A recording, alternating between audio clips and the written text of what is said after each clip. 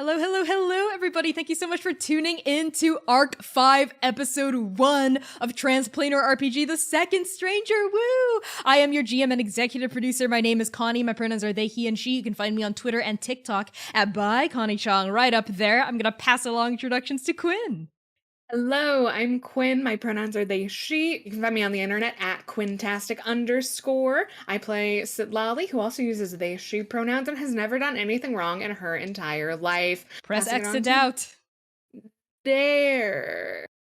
Hi, I'm Dare. You can find me all around the internets at NBDare, ENBYDARE. I am playing gentle, pronouns they, them. For me, she, they, and Neo pronouns are all good and dandy. That's about it for me. I'm going to throw it to Humna. Hello, everyone. My name is Humna, and I use any and all pronouns, and I'm a TTRPG performer. You can find me on Twitter at @shahid_, where I talk about all of the different projects I'm a part of. And today I will be playing Jaran, who uses they, he pronouns, our resident emo thembo. Fun. And I will pass introductions along to C. Fun. That was the right word for that. Hi, y'all. My name is C. I use they, them pronouns. I am a dancer, digital artist, tabletop streamer. You can find me making very trans, very gay art on the internet at Pi Sharp Art. Today, I am playing your beloved, misbeloved, horrible little gremlin Okahyen, who also uses they, them pronouns. And I will pass it over to Connie for introductions. You got it. So if you don't know what this is, welcome. This is The Second Stranger, which is the name of our main D&D campaign on Transplanar RPG, which is, of course, our all transgender, people of color led 100% homebrew Dungeons & Dragons 5th edition live-streamed actual play campaign set in the original non-colonial anti-orientalist world of Andake. We stream every Saturday at 7 p.m. U.S. Central Time with alternating parties of 4. This is one of them, one of the parties of 4 that we're very, very, very excited to share with you all. These parties are embarking on different but related quests to restore balance to Andake to get the full Second Stranger picture. Tune in every Saturday. And with that, speaking of the full Second Stranger experience, let's talk about podcasts. See, what can you tell us about our podcast? Thank you so much, Connie. Coming in on your podcast recording radar is the episode getting released every Tuesday at the ass crack of dawn. If you don't know about it, you probably should. I talk about it every week. We are currently wrapping up Arc 2 and are only a few weeks away from embarking on Arc 3. If you love us, which you do because you're here, leave us a 5-star rating on Spotify, Apple Podcasts, Podbeans, wherever you pod your cast. It really helps, and they do bring little gay tears to my eyes. So thank you so much for that. Also, speaking of podcasts and things you can do that make me happy, you can join our Patreon. Patrons get early access to those podcast episodes and a lot of different kinds of bonus content, including access to our character journals. There's a huge backlog for you to read, like literally, it's beautiful, gigantic. We also have monthly gaming nights, cast Q&As, and you have the chance to have your tabletop OC featured on this stream, which is super cool. And I will pass it over to Connie for those Patreon Paragon thank yous. That's right. If you're pledged at our highest tier, Paragon, your tabletop OC might appear in a cameo in our show. And this is a list of everyone who is pledged at that tier. Our Paragons, a huge heartfelt thank you to Abigail Rytel, Azura, Brooke Bright, Charles, Chiacres, Cora Eckert, Lex Slater, Marvelous, Mitzi, Moonflower Tea, Purple Mouse, Risa, Vru, and Target. And as always, another special Paragon bonus treat is a haiku in your dedication about the episode. So read them and weep. Let's start. Dabathati time. That's 5 syllables. Just how has the city changed? For the worse, I think. 575. 575. And with that, I'm going to pass along other ways of supporting us to Dare. Hi. So we have a donation goal and incentives for this stream. Donos are going towards super fun bonus scenes, and if we hit our goal, we'll unlock a very fun, very gay secret backstory scene.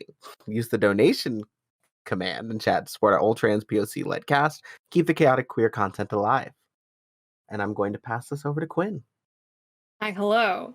Previously on The Second Stranger, the Paragons, the Hounds, and Strike Team A converged at Dr. Eluso's for a potluck to celebrate Dr. Eluso's acceptance into the Alliance of the Eight. Gentle made a very tall friend. Citlalli got a relic from the past. Jaran and Dewey began a startup, and Oka had some major soul reconstruction. And I'm going to throw it to Humna to talk about the title. Yes, and as always, the title of our episodes come from poems that are written by marginalized creators of all stripes. And today's episode is titled Glory, Starfield, Bewilderment, Bone Marrow, from the poem A Table Filled with Interest by Anne Gorick. And the full verse reads as follows.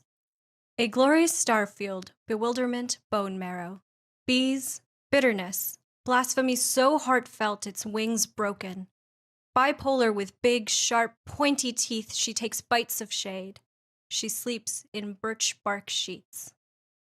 Thank you for that, Humna. That was beautiful. And now moving on to the session itself, some content warnings for this episode may include fantasy violence, discussion of death and killing, apocalypse, trauma, complex and complicated relationships, active flirting between PCs and NPCs, romance, kissing, references to sexual entanglements, alcohol and smoking, cults and cult-like behaviors, blood and bloodletting. Use !CW in chat for a full list of content warnings and !safety for a look at the cast's lines and veils, so you know what content we won't ever traverse into, no matter how dark things get.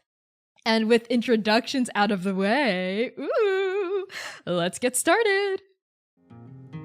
Dabathati, the city of three faces, the capital of the Royal Republic of Talmud, is a marvel of engineering carved from the jagged spires of the god spine. Its massive entrances resemble the three open mouths of Yuddhabathi, the god of mountains and war, the elf Vinash, the orc Suraksha, the dwarf Thristi. Midwinter frost hardens the masonry.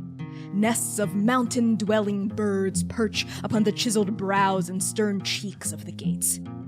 And cradled within the eyes of Vinash, Suraksha, and Thristi, we see the gleaming helms of the Day Watch, the sworn protectors of the city. They survey the bustling entrance of Dabathati far, far below, a never-ending river of refugees streaming past its proud stone gates. A year ago, the lines of Talmudans and immigrants alike seeking shelter within their nation's capital stretched far, far beyond the city's gates, bottlenecked by the Senate's strict policies. But now, the gates are wide open. People come and go as they please, riding horses, pulling wagons, driving herds of noisy cattle through the vaulted gateways of Dabathati. The ceiling of the city, built into the mountain, hangs thousands of feet above, brimming with stalactites, icicles, and crevices where shafts of sunless light filter through. Buildings with bulbous domes, spiraling minarets, and stone lattice walls jut out from craggy outcroppings. Colorful parchinkari ornamentations decorate every boulder on every wall. Waterfalls gush from seams in the rock, spilling into rivers that crisscross throughout the capital, dividing Dabathati into its three famous districts.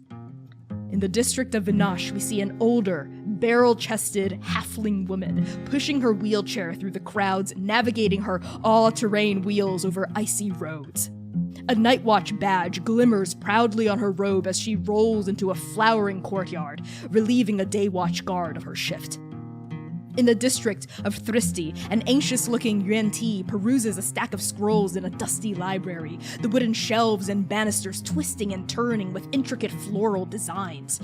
He scratches the back of his shaved head, his reddish skin glimmering with sweat, their yellow eyes narrowing at the page. In the district of Suraksha, we see a tall, thin, silver-haired tiefling grouchily hawking her wares. She stands in front of a colorful display cart draped with the holy symbols of all 8 gods. Feathers for the Raven Queen, antlers for Sen, spindles for Nitbuza, pearls for Mahu, scrolls for Mungshan, Drdi, dice for Skad and Nectus, sundials for Galtanger, gems for Yuddhabathi, and a 9th, unfamiliar symbol, but one we see everywhere, painted onto walls, draped around necks, pinned to tunics, embroidered onto saris, woven into hair, a chrysalis. And we cut now to the Senate House. A vast triangular complex of ramparts, battlements, and interconnected courtyards glimmering with emerald lawns, sapphire ponds, and ruby red flowers. Massive gates loom on all three sides of the Senate House, cut from red stone and embellished with intricate inlay work in white marble. The Senate House occupies the beating heart of Dabathati, surrounded on all three sides by sprawling gardens that bleed into the districts. Inside the Senate House, we push through a massive hallway, its marble floors teeming with perforated shadows from the lattice stone screens that comprise its walls. Senators and statespeople bustle through this corridor, coming in and out of offices, quarreling in hushed tones, scheming for power. We push through one of the holes of the Jali screen to see a garden bursting with fruit trees, the smell of mangoes, guavas, papayas populating the air, even now in midwinter, enchanted to bloom. A black rope fences off this garden with a sign that reads in Talmudi, Consul Bataval's private gardens, no trespassing. We push past this sign, past the broad green leaves of a mango tree, to find a shallow, ankle-deep pond. A stone dais juts out of the water in the center, an arcane sigil carved onto its surface. The sigil glows. Wind and weave compress. A bird takes flight from a guava tree as the air above the dais shimmers, contracts, and then bursts with magic. And glistening into existence, suspended in the dust of magic, are 5 monster hunters. Oka, Jaran, Citlalli, Gentle, and Mercy. What do the 5 of you do? Oka hates the feeling of transportation magic, I think, and they stumble forward, and they kind of catch themselves, do a quick pat down to make sure they're all there. Then they straighten, remember where they are, and glance around this private garden. Was that not to your liking, Your Highness? Oh, we have been doing this all morning, Citlalli. It's much better than taking the heavenly road all the way here and wasting time. Oh, I didn't have a problem with it. I was asking if you did. Oka frowns and pointedly ignores them. Although I do think that I think that Dr. Luso was able to help them figure out the activation phrase, so they are no longer wearing their crown. Although I think there is like a line in their hair because they had been wearing it for several days. You know, like when you wear a hat for too long or your glasses, it's kind of like your hair gets pressed down a little bit. There's like a little circle in the back of their They have head. like a crown tan. It's very unflattering. Jaran, how are you teleporting into existence? Jaran is not a magic user. He is not in tuned with the weave like at all, really, beyond like the average person. So I think for them it feels probably equally as weird as for Oka, if not more strange as a sensation. And I don't think he like stumbles as he comes out of it, but he looks green, like more so than his like scales are green. He looks like he's gonna like just like throw up any moment now. So he kind of like takes a moment and it's like, oh God, you were sure that we had to take that route? It's the fastest way to get here. We have things to do, although we are early. Where are we anyway? Oka looks around. Can we roll to see if we know where we are? Before we do, Gentle, how are you zapping into existence? I think I'm honestly doing fine. It just feels on brand for Gentle to be like it was a little weird, but like, especially seeing that other people are handling weight, whereas Gentle's just like, hey, are you okay? Do you I have like a mint, I have a little bit of mint if you need some. That might help settle your stomach a little bit. Yeah, Gentle, that would actually be really good. Oh, well, perfect. So I made it into like a little medicine ball of candy, but here you go, and I offer one to you. Thanks. And Jaran just kind of pops it into his mouth. Oka, would you like one too? It's not a stomach thing. It's a recently stitched together soul thing. The fact that we just untethered and then retethered, and There- Oka looks around the room trying to find a way out of the conversation. Yeah, as all of you look around, Mercy is also, she has been very quiet ever since zapping in. Similar to Jaran, she's just sort of clenching her fists at her sides and just staring at like a toucan that's like perched on a guava tree, staring back at her, and she's just like quivering and staring at it, like willing herself not to be sick, I think. So as all of you just look around this area, for like a hot second, if you're not familiar with Dabathati, it's like, are you in the middle of a jungle? Like, what's happening? Is this Nepal? Did you overshoot? Are you in Clotho? Like, cause this is like, it's like really tropical. It doesn't feel wintry at all.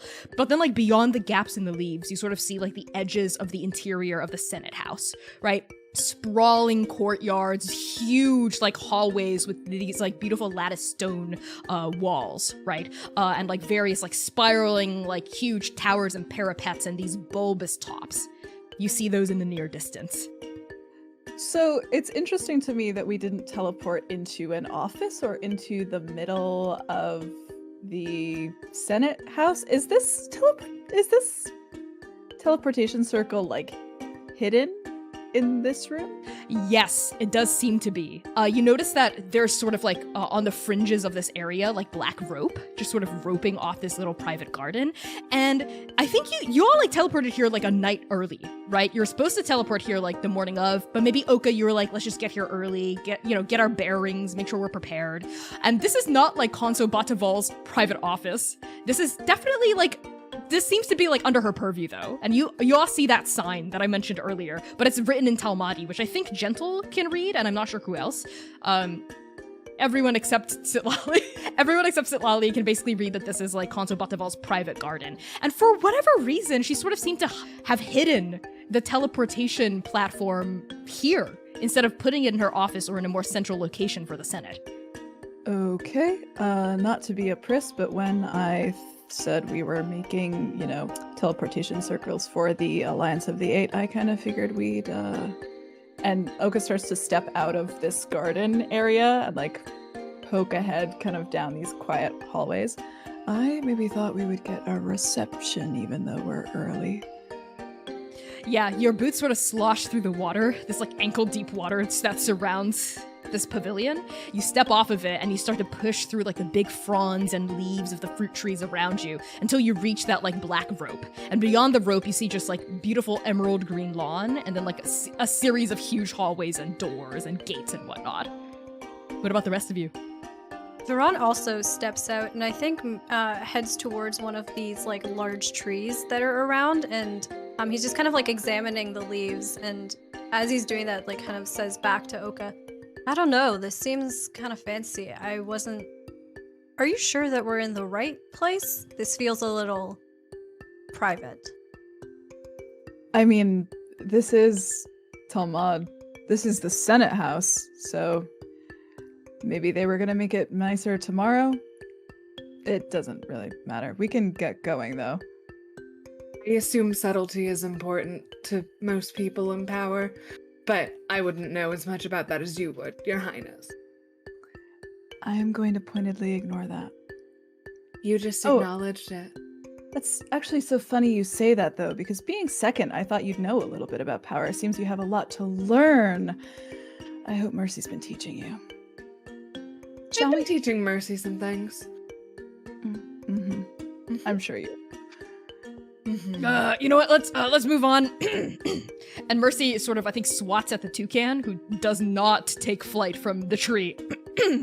She sort of like coughs to regain her dignity, and she like very like stridently steps off the platform, splashes through the ankle-deep water, and joins Jaran and Oka. Citlalli, I assume you also walk off the platform during your banter with Oka. Yeah, how tall is Oka again? 5'9". Okay, so Citlalli is like 5'10". I hate this for me, and I hate this for them. Oh my god. Okay, Gentle, how are you managing this? I'm just walking along with everybody. I'm not pointedly going to walk on top of the water. I don't feel like running. But I just sort of catch up to Mercy. Do you need a mint as well? Would that help? Nope. I'm good. I've gathered myself. It's been a while. I mean, I guess a couple weeks at this point since we've been in Dabathati, and whoa. And Mercy cuts herself off as she looks over her shoulder, and you all see as soon as Gentle comes off the dais, there's like a shimmer and you feel a pull of the weave as like illusion magic washes over the pond and like conceals the existence of the dais. So it just looks like a pond. Like I said, subtlety. I thought this alliance stuff was like public knowledge. It is. I guess I'm glad I didn't bring the elk. What did you call that thing again? Baby? Elky? What was it, Jaran? Something stupid? It's Sitara, Mercy. What's... Oh, like star? Yes. Wait, you speak Morosi? I had a girlfriend from Morose. Unless you all forgot. That doesn't mean that you can speak the language, though. Well, I mean, we said she taught me a few words, and star is a pretty common Andakan word. We don't have to keep talking about this. No, Mercy sees the look on Citlalli's face and says, you know what, Oka, lead us out of here. Yeah, let's go. And Oka starts making their way down the hallways. They lived in Talmud for a while. They lived in Dabathati, but they never really went to the Senate House, and I think they specifically skipped out on the awards ceremony when they were here. So I don't actually think they've ever been in this building before, but they are trying their damnedest to look competent and like they know exactly where they're going. Roll survival. Insight check. roll insight against Oka's survival. Let's see. What'd you get, Oka? This does not bode well. Actually, it's not so bad altogether, but it's only a 14. Citlalli, what did you get? 28. Oka has no idea where they are or where they're going. They're just sort of like doing their best to find like a hallway and maybe a door over there. I think you're all sort of like tromping over the lawn at this point, and you're all... It's like a very funny moment because there's nothing else around, just the lawn. And like sort of like that little like grove of roped off fruit trees. And then around the lawn are like a series of corridors. So Oka, where do you lead your party? Oka looks between the left, the center, and the right corridor. And everything happens in threes. So which one is Vinash's corridor? The reddest one. That is the one that they head toward. That one. Okay. Citlalli, you see Oka just pick a god and pray and like head toward Vinash's corridor. I think Citlalli turns to Mercy and goes, so do you have any other exes in Dabathati other than Ravi, or is it just... Are there any you've remembered since, you know, you have a thing about forgetting exes and... Oh, no. No other exes, I promise. Just Ravi. Okay. And, you know, we left things on pretty relatively good terms, right? Last we were here. I mean, she did call it my entire life, but shut up, Oka. Shut it. What? She does. No, she doesn't. We go way back, okay? You little brat. Oka shoots a dirty look over their shoulder. Lost little brat by the looks of it. I'm not lost. I know exactly where I'm going. Where are we going? Out of here. Out of here. Mm-hmm. Have I seen any windows? Oka, we've been walking for a few minutes now, and then you end up in front of the same garden. Have we passed any windows, Connie? I'm desperate to know. Make a luck check. Roll a d20. 13. Lucky number. Yes. As you wind up in front of the same roped off private garden, off to your right, you see a little window, maybe like 2 corridors off to your right. Good. There. That's our way out. We're gonna That's exactly what I jump was out the looking window? for. That's the way out of the Senate House. You've somehow gotten worse at lying. V said I got better. I think V's Well. a good liar, though. I've met better. Okay, I don't know where the fucking stairs are. I've never been here before. Okay, I don't know why we. Can I just make a perception check? Go for it. All right, that is a 16. 16. You see the window that Oka spotted maybe like 2 corridors over. And you also know that window just leads deeper into the compound. And like maybe like your eyes are like drawn toward like the other side of the corridor, in the direct opposite direction of where Oka is trying to lead your party. And you get the sense that like that's like maybe your ear perks and you hear like the hustle and bustle of Dabathati beyond like the big parapets and the huge walls of the Senate House coming from your left instead of your right. We could try the left instead. Left it is. Do I have to lead the way? I mean, I can. I don't know where I'm going either, but and Gentle will just sort of start walking a little anxiously. These are, as we're kind of walking around though, these are Consul Bataval's wing. Is that where we are? Well, you decided to go down Vinash's wing, so you've walked a little farther away from the garden. But you get the sense that as you continue to walk and follow Gentle, that the Senate House is kind of like a triangle divided into thirds. At each corner of the triangle sort of like leads into a different district. So the particular direction that Gentle is headed in is the district of Siraksha, which is Consul Bataval's district, with like the darker, like blackened, I think, tile work, because black is the color of Siraksha here. I can't believe you literally chased me across Andake if we are having a hard enough time getting out of this building. To be fair, we had Unmei's water to help us find you. Who is Unmei again? One of my Jaran exes. looks over at Mercy. You don't have to worry about her. She likes water. She's also an emissary. No, we don't have to. Also Mercy's ex. Yes. Oka stops walking. You fucked an emissary? No. I made love to an emissary. We never... Stop it! And Oka walks faster. Made love, babe, really? I don't want to... Fuck is such a vulgar word about Unmei. I'm sorry, we don't have to keep talking about my ex. Would you use it about me? Of course. Yes. Yes. All words about intimate relations I would use with you. Oka is down the hallway, like with their hands and like la la la la la la la la la la la. Yeah, just down the hallway. So I'm not holy enough to. Okay, I get it. And then I keep walking. You contain multitudes. Citlalli, you're everything. I would use all the words for you. And Mercy's like bustling after you. And I think it's sort of like this, that the five of you finally find a way out of the Senate House, I think. You pass various confused-looking senators and statespeople and a couple of, like, day watch and night watch guards. None of them stop you, right? But they do look at you, like, a couple of them quirk their heads at you, a couple of them narrow their eyes, right? But no one goes toward their weapons or whatever. Y'all just look kind of weird running around in the Senate House. And eventually, I think you reach the gates of Siraksha. These huge, like, obsidian-plated, like, massive archways with these, like, beautifully ornamented doors that are, like, flung open with, like, several members of the Night Watch standing guard on either side.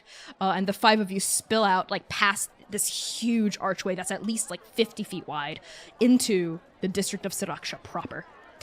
Where, of course, as always, Dabathati is a mountain stronghold, so there's no open sky above the capital, right? It's like darkened ceiling, like thousands of feet, like up into the air. But like occasionally there are cracks that like allow some like light to shaft and filter through. There's like glowing orbs of light just floating all around, and of course flickering light from torches mounted in sconces and whatnot.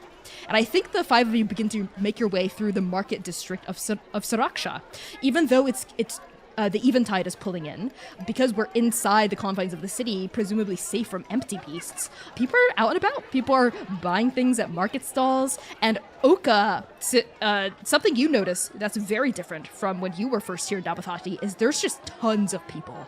There's maybe twice or 3 times as many people as you remember when you first came here. Take one step and there's like 10 people there like brushing up against you, like looking at like fish stalls and markets, like perusing goods and whatnot. What do the 4 of you do? Now that they're actually into a place that they know, Oka is trying to navigate us correctly to the mines, which I remember is in the far, far back of the city. And as they go, I think they're saying something along the lines of, excuse me, pardon me, and I think it would be good for us to get in touch with Ravi. Go ahead, as they let like an ox cart pass, you know.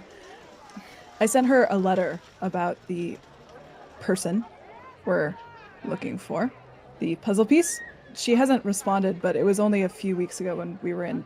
Okay, go ahead. Thank you. Stepped on my toes. But she knows everyone in this city, although maybe she's a little bit fucking late. There's so many people here. Does Ravi know that we're coming? Not exactly. I sent her a letter a few weeks ago, and I told her that I'd be here soon. So maybe soon is sooner than she thinks soon is, considering how slowly I used to travel, but considering we just popped into Dabathati, I think she'll be happy to see us either way. Maybe not you, though, Mercy. I think it'll be fine. We're good. I'm on fine terms with all of my exes. We resolved that, didn't we, Hounds? Not One all of of them did them. stab you. Ravi wasn't one of the ones who tried to kill Mercy, though, so I think we're okay.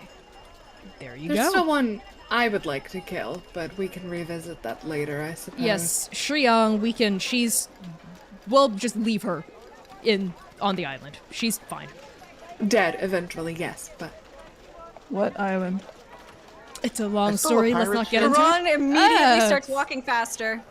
Just as soon as Oka says that. Come on, I think we're headed that way, and I think Jaran just goes in the wrong direction. No, love. And Oka kind of runs after a little, pulls his hand in the right direction. This way.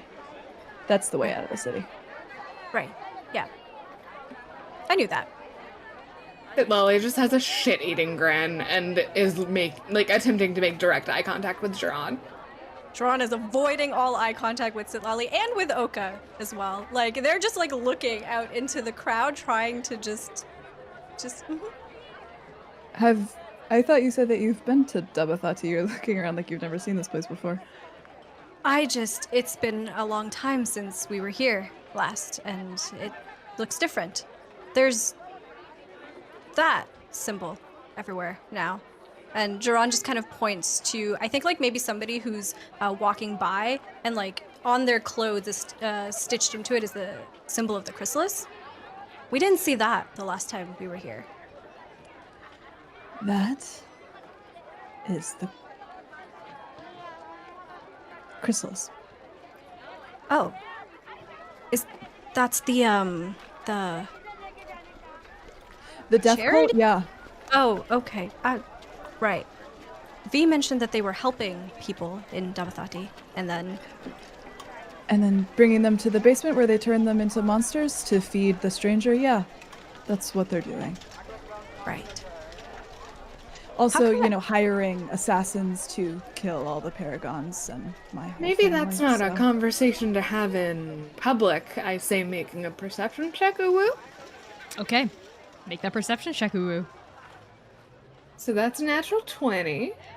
Oh my god, what? Okay, so... Plus, Connie, you're was that such a bad perception? actor. I'm sorry. Oh my god. I'm Oh my god, what? You're like, oh my god, that was amazing. What? Oh my god, what was that? For context, we edited out a production note, and I had to do like a anyway, it doesn't matter. Natural 20. Improv? Shut it, Dare. Shut it. My total is 30. It's 30. 30? Yeah. God, you perceive that Citlalli as you stand there in the middle of the market stall. You get the sense that you're being piloted by someone else, and all of this is just a simulation of a bunch of friends sitting around a table playing a game. No. So as Stop. as soon as, Jaran, you've been noticing, just with your passive perception, the chrysalis symbols everywhere. You've also been noticing that there are about 2 or 3 times as many people here as when you and Mercy and everyone else was last here. You also notice a bunch of flyers everywhere. Plastered on, like, rock, pasted on people's doors, hanging off of the bunting of market stalls. Flyers advertising an event coming up very soon, known as the Chrysalis Conference. And it's scheduled to take place inside the center of the Senate House. Basically where all of the senators converge to, like, vote and talk about stuff. If there's a loose one, I would love to grab one. You can definitely grab one. There are tons. Cool. You also notice with your natural 20 that every now and then, there are little stalls or little like sign-up booths operated by people in like these green robes with the Chrysalis symbol stitched to their backs. You notice that people are like flocking to these booths because these booths offer free food and free water and free tea and whatnot, and like, you know, occasional like toiletries and whatnot, and medical supplies. And in return, all they ask for is people's signatures on a contract. And there's just lots of people, you know, like flocking to these booths, signing contracts, taking free food. If I remember correctly, the last time we were here, there were like people in similar robes on like literal soapboxes preaching. Are there any of those around? Yes. Not as frequent as the booths, but as you continue to walk and Jaran is like striding away and like looking at the Chrysalis symbols everywhere, all of you, I think at this point, hear like a kind of like high strained voice, a reedy voice cutting above the hubbub of the market area, just saying stuff like, "Are you tired of the way you look? Are you sick of how the Eight have abandoned you? Do you believe in the power of the Chrysalis? Then join us today. We'll give you everything your hearts desired. In the wake of the cataclysm, the Chrysalis will not abandon you." And you all see like a kind of squeaky looking satyr on top of a literal soapbox next to like several market stalls selling like vegetables and fish. And there's like a decent crowd gathered there. And instead of holding rotten vegetables to hawk at this person on the pulpit, people are listening. People are nodding. Their arms are crossed. You know, a couple of them are flocking and taking flyers that 2 other Chrysalis members are passing out at the base of the pulpit. As we pass by them, I think Jaran, still walking pretty quickly, but like starts to slow down as we approach this preacher. And like I assume Oka's still like holding their hand and like dragging them along, so they're not like stopping, but they are just gonna kind of like crane their head and like grab a flyer from one of the Chrysalis members. What are you doing? I want to see what this is about. You want to get turned into empty monster food? No, but if we want to learn more about the empty monsters, what better place to start? It looks like they're having a conference of some sort. Yes, a conference so that they can get more, what do they call it? Grass? To turn people into goo. Have I mentioned that? Okay, but if we go, we can figure out how exactly they're doing that. And then use that information to stop them. It was pretty simple the last time I asked V. They feed them to the monsters in the basement. I still think it could be useful. I agree with Jaran. Thank you, gentle. And wow. And Jaran will pointedly look at Oka. Oka has this interesting look on their face. They're stubborn and an asshole all the time, but there's also something like kind of intense. Like maybe over intense for the idea that you could possibly take a flyer, where they look like agitated in not even a rage way, but in a fear way, maybe. And they just kind of frown, look at the poster in your hand, look back up at you, and turn on their heel and come on, let's keep going. Nothing to see here. I think Citlalli stops to listen. For a little. I'll wait with Citlalli at least. That way we're not split up. Citlalli, as you stand there, sort of just like taking a beat to watch this satyr person upon their soapbox preach, and like the other Chrysalis members at the base passing out flyers, one of them actually catches your eye in the crowd. One of the people passing out flyers, a very like kind-faced tiefling woman actually. And she steps forward and like holds out a flyer specifically toward you and says, "Sibling, you look lost. Would you like to be found?" Depends on what type of found we're talking about. "We offer all types of salvation, sibling. What ails you?" Oh, you know, a little of this, a little of that.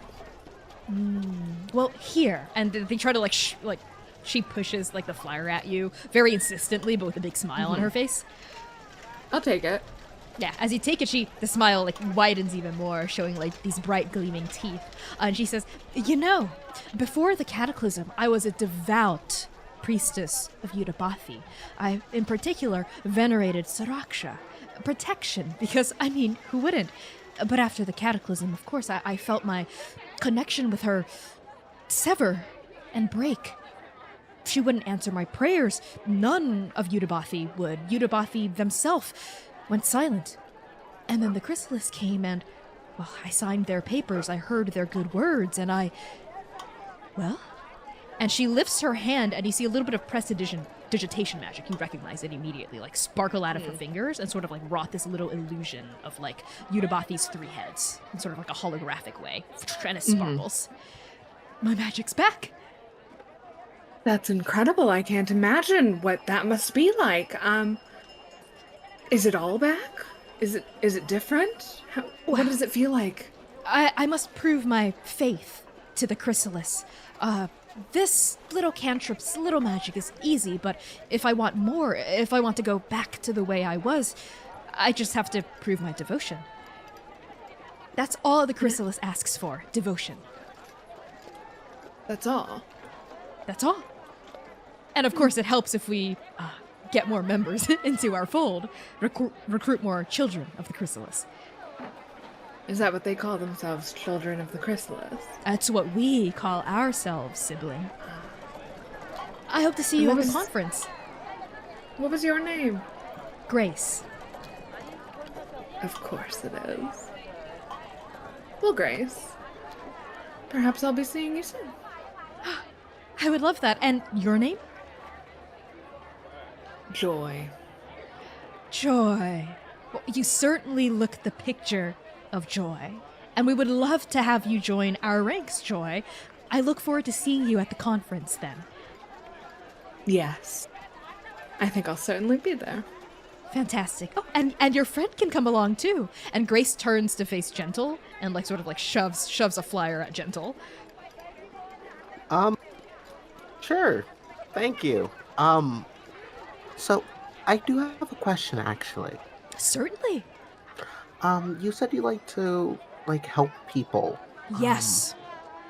That is the gospel of the Chrysalis. We help those in need. Did you know that after the cataclysm, when the Senate was still trying to vote on the best laws to help people, but our people were starving in the streets, who stepped up? Who opened up soup kitchens? Who passed out food? Who provided shelter and clothing and warmth? The Chrysalis. And who helped the heroes of Dabathati quell the rage? The Chrysalis. One of our own, one of our priests, gave his life to help stop the rage. Oh, you don't need to ask permission to speak, sibling. You can just speak.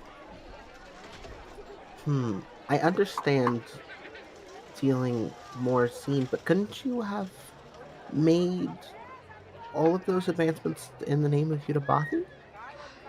Well, you see, Yuddhabathi wasn't the one who gave me my magic back. Yuddhabathi wasn't the one who whispered in the ear of our great Imago to find the way forward, how to find bread and shelter and fish and soup and coffee and wine for those who were lost. It wasn't Yuddhabathi, it was the Chrysalis. Fair, but couldn't you have done that without necessarily needing the aid to guide you, just by the act of wanting to help people alone? Well, certainly.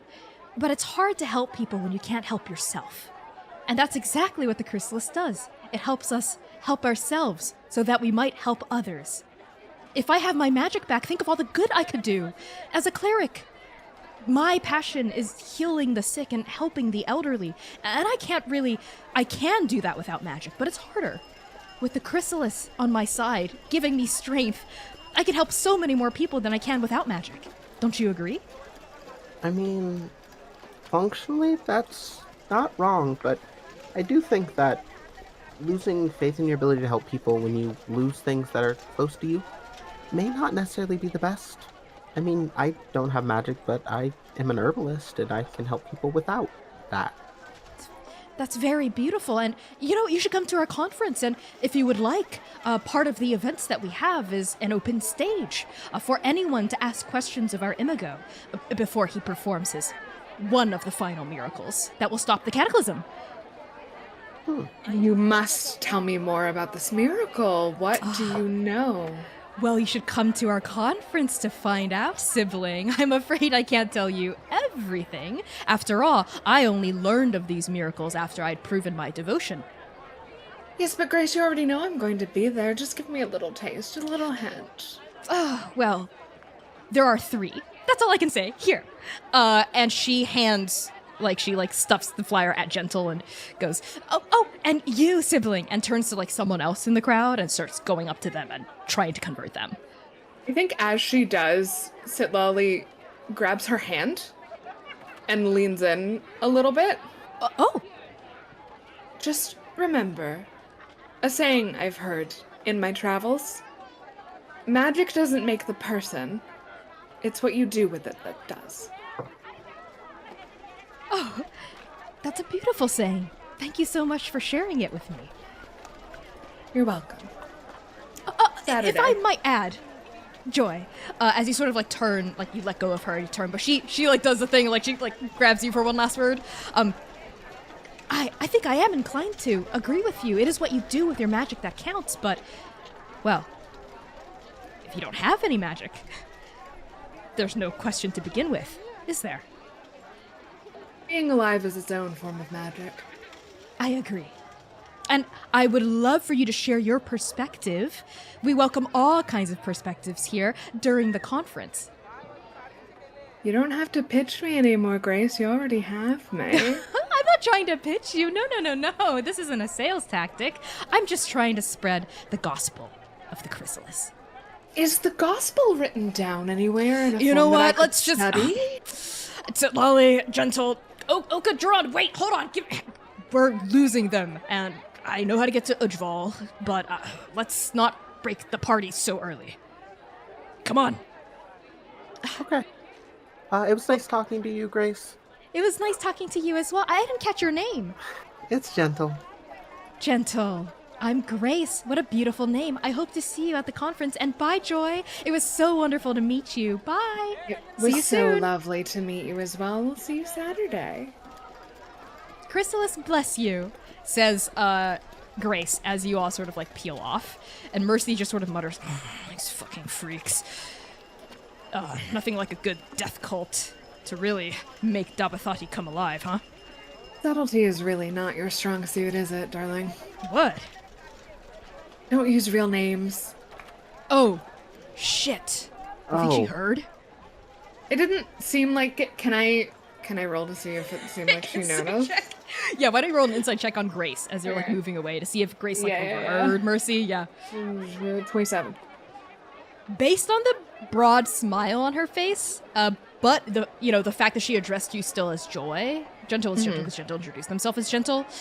On the surface, it seems like she didn't hear, but you do notice a little glimmer of recognition in her eyes as she waves you off, and you get the sense that it registered with her, but she's choosing to use the names you addressed her with. Mm-hmm. Yeah. Yeah, no, babe. We should do fake names when we're on recon missions and we don't know what type of cult we're dealing with specifically. Ah, shit. I'm sorry, you're right. Subtlety really isn't my strong suit. That's why you're my second. No. You patch up the holes that I don't have, and I patch up the holes that you don't have. That's one way to put it. Can I use my real name? Well, you already did, Gentle, so we can say it's short for Gentlalium. And that's your real name. Gentlalium. I don't like how that sounds, I'll be honest. Sorry, I'm not really good at improv or coming up with things on the spot. Hey, No, Oka, you're Jaran, not. slow down. And Oka and Jaran, let's cut to the two of you, actually, as Citlalli, Gentle, and Mercy have been observing the Chrysalis. I think Oka is now kind of booking it a little bit more intensely through the crowd, and I think they actually throw their hood up over their face, almost like they're Costas trying to hide in it. And they're really just same intensity as they're trying to find somewhere that is not packed with Chrysalis people, but they can't do it. And they are just keeping their head down and low, and are no longer kind of striding through with the same familiarity. They're just peeking up out of the corner of their hood to figure out which way they're going, and going as fast as they can. Oka, slow down. Where are we going? We're going to the mines where the Chrysalis isn't. Okay, but what about the rest of the hounds? We're leaving them behind. Mercy knows where she's going. Okay, but why? Okay, why are you hiding? Why am I hiding, Jaran? And they stop. I think they stop in the middle of the crowd, and they turn, and they like pull him in really close. Because I killed their speaker, and because they're a death cult trying to kill me and bring about the end of Andake. Aren't you the reason that they even have all of this support in Dabathati? Do you think that's worth something? I am not the reason. It was all fucking V. Okay? I am just trying to fix her fucked up mistake. I never wanted this. I never wanted Shakar to come with us into those fucking mines, and I'm glad he's a puddle of goo now. Okay, Oka. Breathe. People in the street, they probably don't even know who you are. It seems there's so many people here. Okay, I'm sure that they haven't noticed that you're here. I hope so. And Jaran, I think that's also the first time that when they came back from Toulon, the mission statement was that they fixed the problem, that the Paragon killer and the handler were no longer a problem, and that they were dead. Oka never said that they killed them. And they turn and keep walking. I think Jaran realizes like a beat too late what Oka had said, and they like put out a hand to like stop Oka, but then stop themselves. Register it in their head, like processing it, and then they just kind of like walk alongside Oka. They slip their hand into Oka's and they give it a tight squeeze. And they look up from the corner, like underneath the hood, and it's, I think, the eye with the red lightning bolt in it, which is maybe still also unfamiliar. But they look up, but there is a grateful look, and they squeeze back. And then I think finally, once they come to an intersection, they stop and wait for the rest of the hounds. I think all of you converge at that intersection, sort of toward the back of Dabathati. The sound of like the pounding of water, the gushing of a waterfall, the gurgling of a stream, sort of like bubbling underneath the chitter and chatter of voices just echoing off the mountainside. Citlalli, Gentle, and Mercy, the three of you catch up with Oka and Jaran waiting for you at this crossroads, surrounded by shadows lengthening as evening stretches closer. There you are. Sorry we took so long. Citlalli, Joy and Gentle and I were just gathering intel. Tell me that's not a pet name, please. Ew, what? No, it's Citlalli's fake name. We all need code names, actually, right? It actually, I need a new one and probably a new face because she did register. She clocked me because you, my dearest, loving, wonderful Mercy, you kind of ruined that one for me, so I have to start from scratch. I'm sorry. But hey, you're a changeling, so that should be pretty easy for you. It is. It's pretty easy. Wow, seems like this new second thing is going over really well. It is, actually. It is. Thank you for asking. Yeah. Oka, are you... Is that why you look so No, forlorn? we're just going... No. It's because I miss Ravi so much. Let's go. Oh, Ravi. Okay, yep.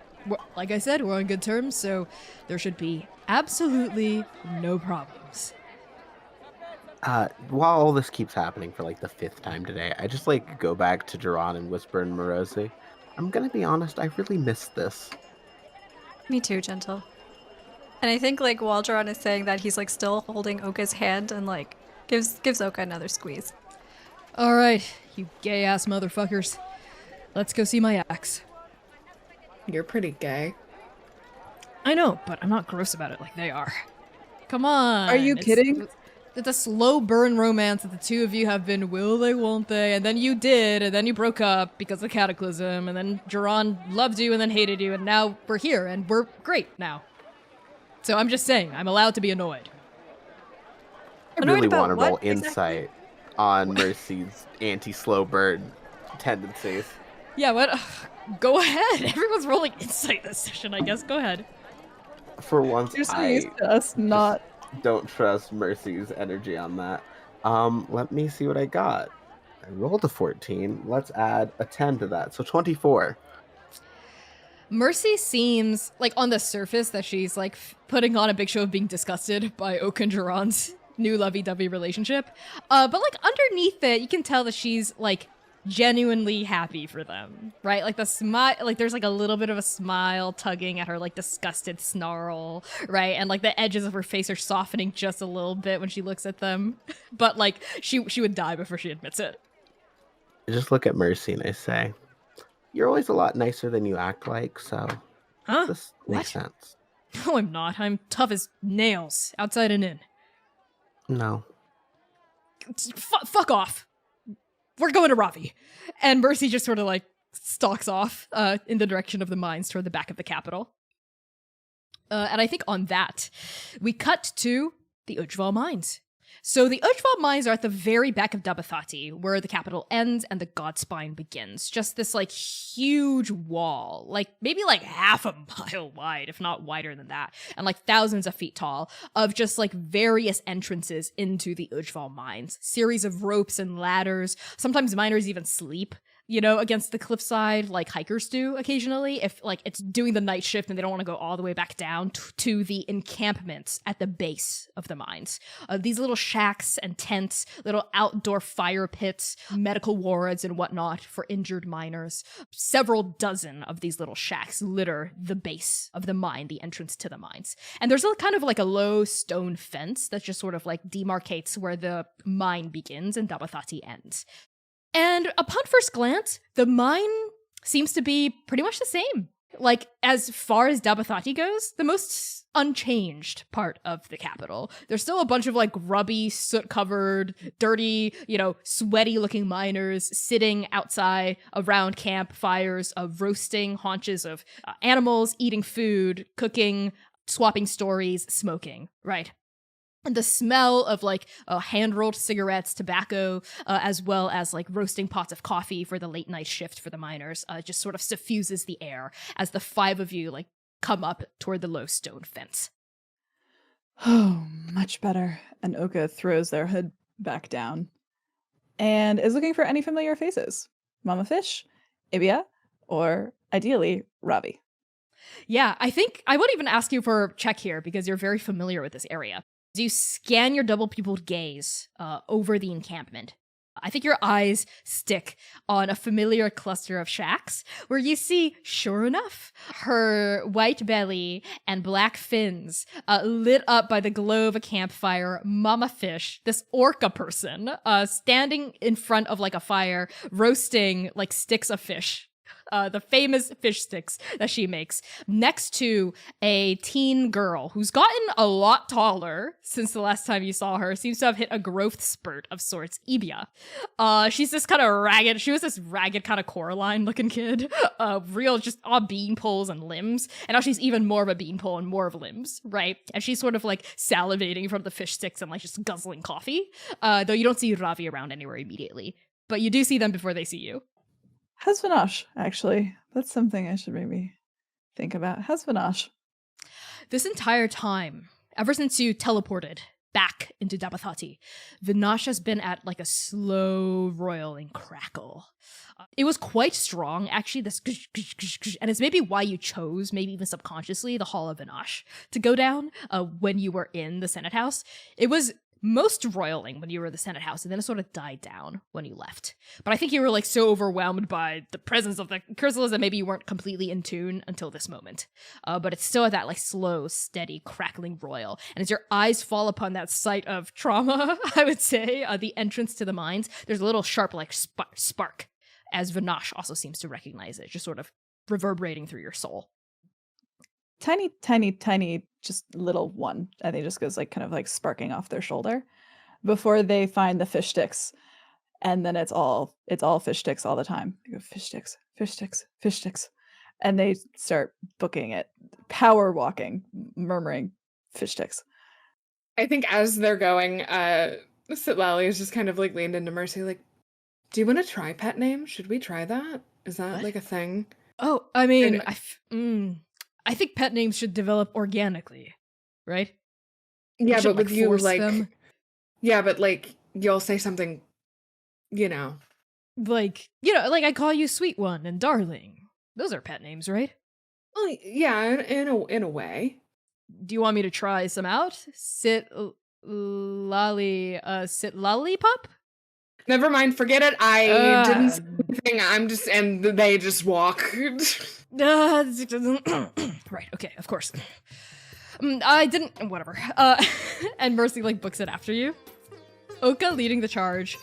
As soon as you step past, like, the stone fence, you start approaching Mama Fish and Ibia. Mama Fish looks up, just kind of, like, randomly, casually glances up. And her big orca mouth drops open, revealing these lines of, like, orca-like teeth.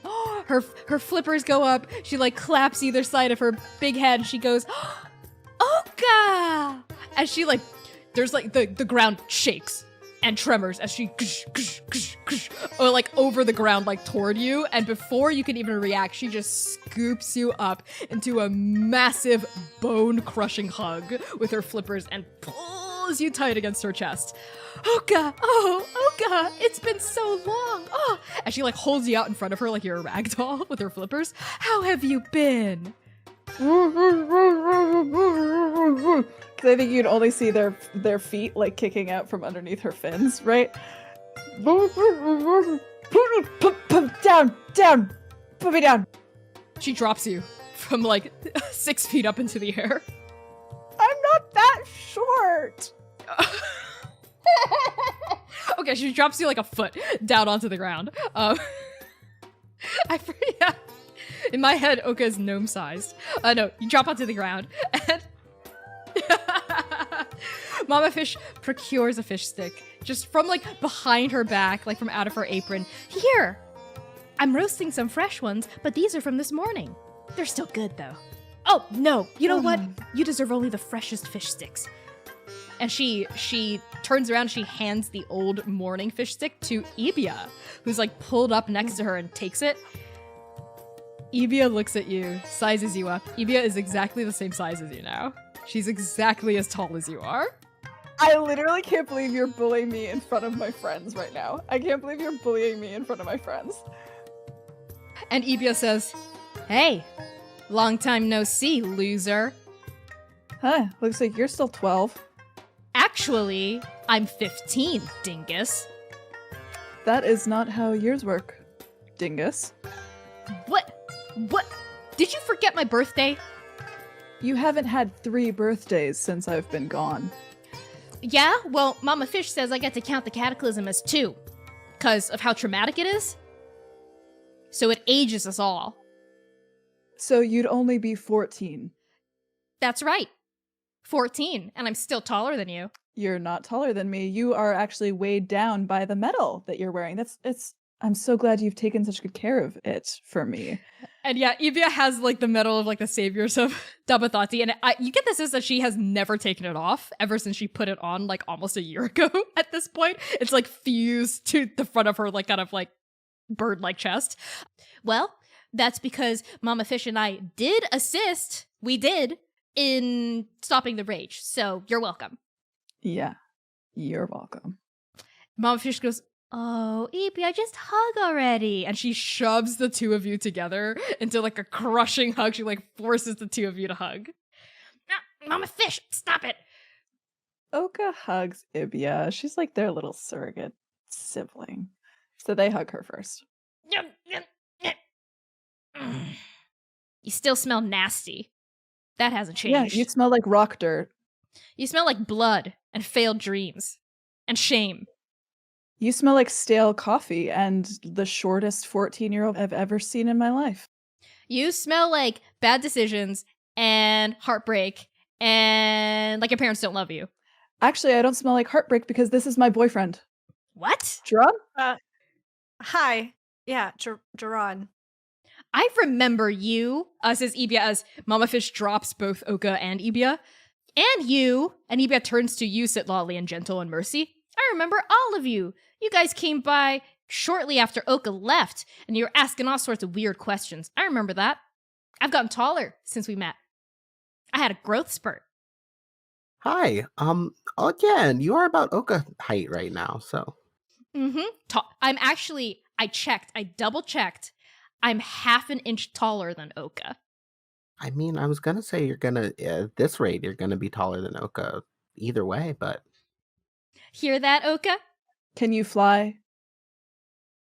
No. So I'll always be taller than you.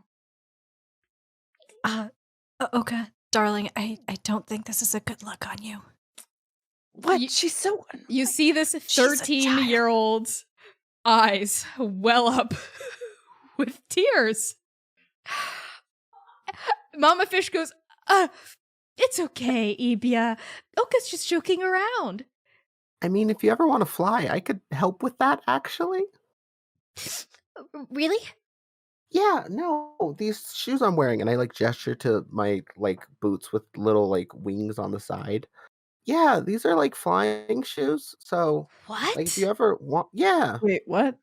Oh yeah, no. After the pirate ship incident, I like went looking through the storage and I found those.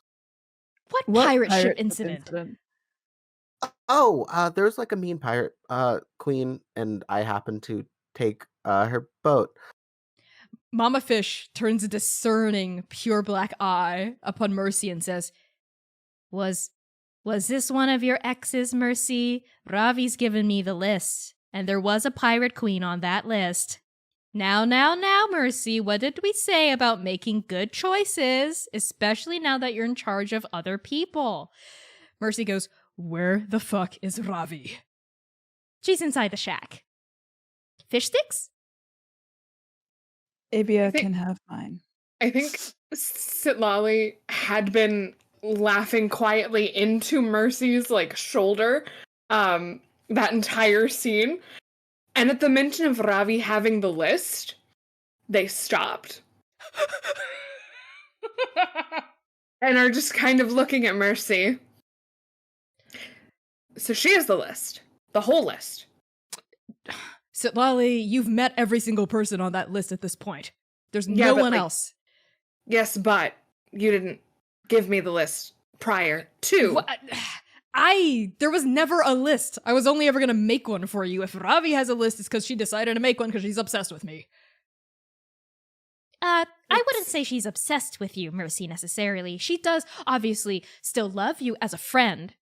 But I think she made the list more or less to, make sure that, and Mama Fish's gaze falls upon the rest of the hounds, the other people you were traveling with wouldn't be inadvertently hurt by your past mistakes.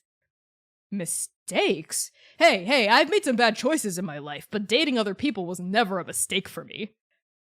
Like I said, Ravi's inside the shack. Here, have a fish stick, Mercy. It's good to see you again. And Mama Fish hands Mercy a fish stick, which she accepts reluctantly. Damn, these are good.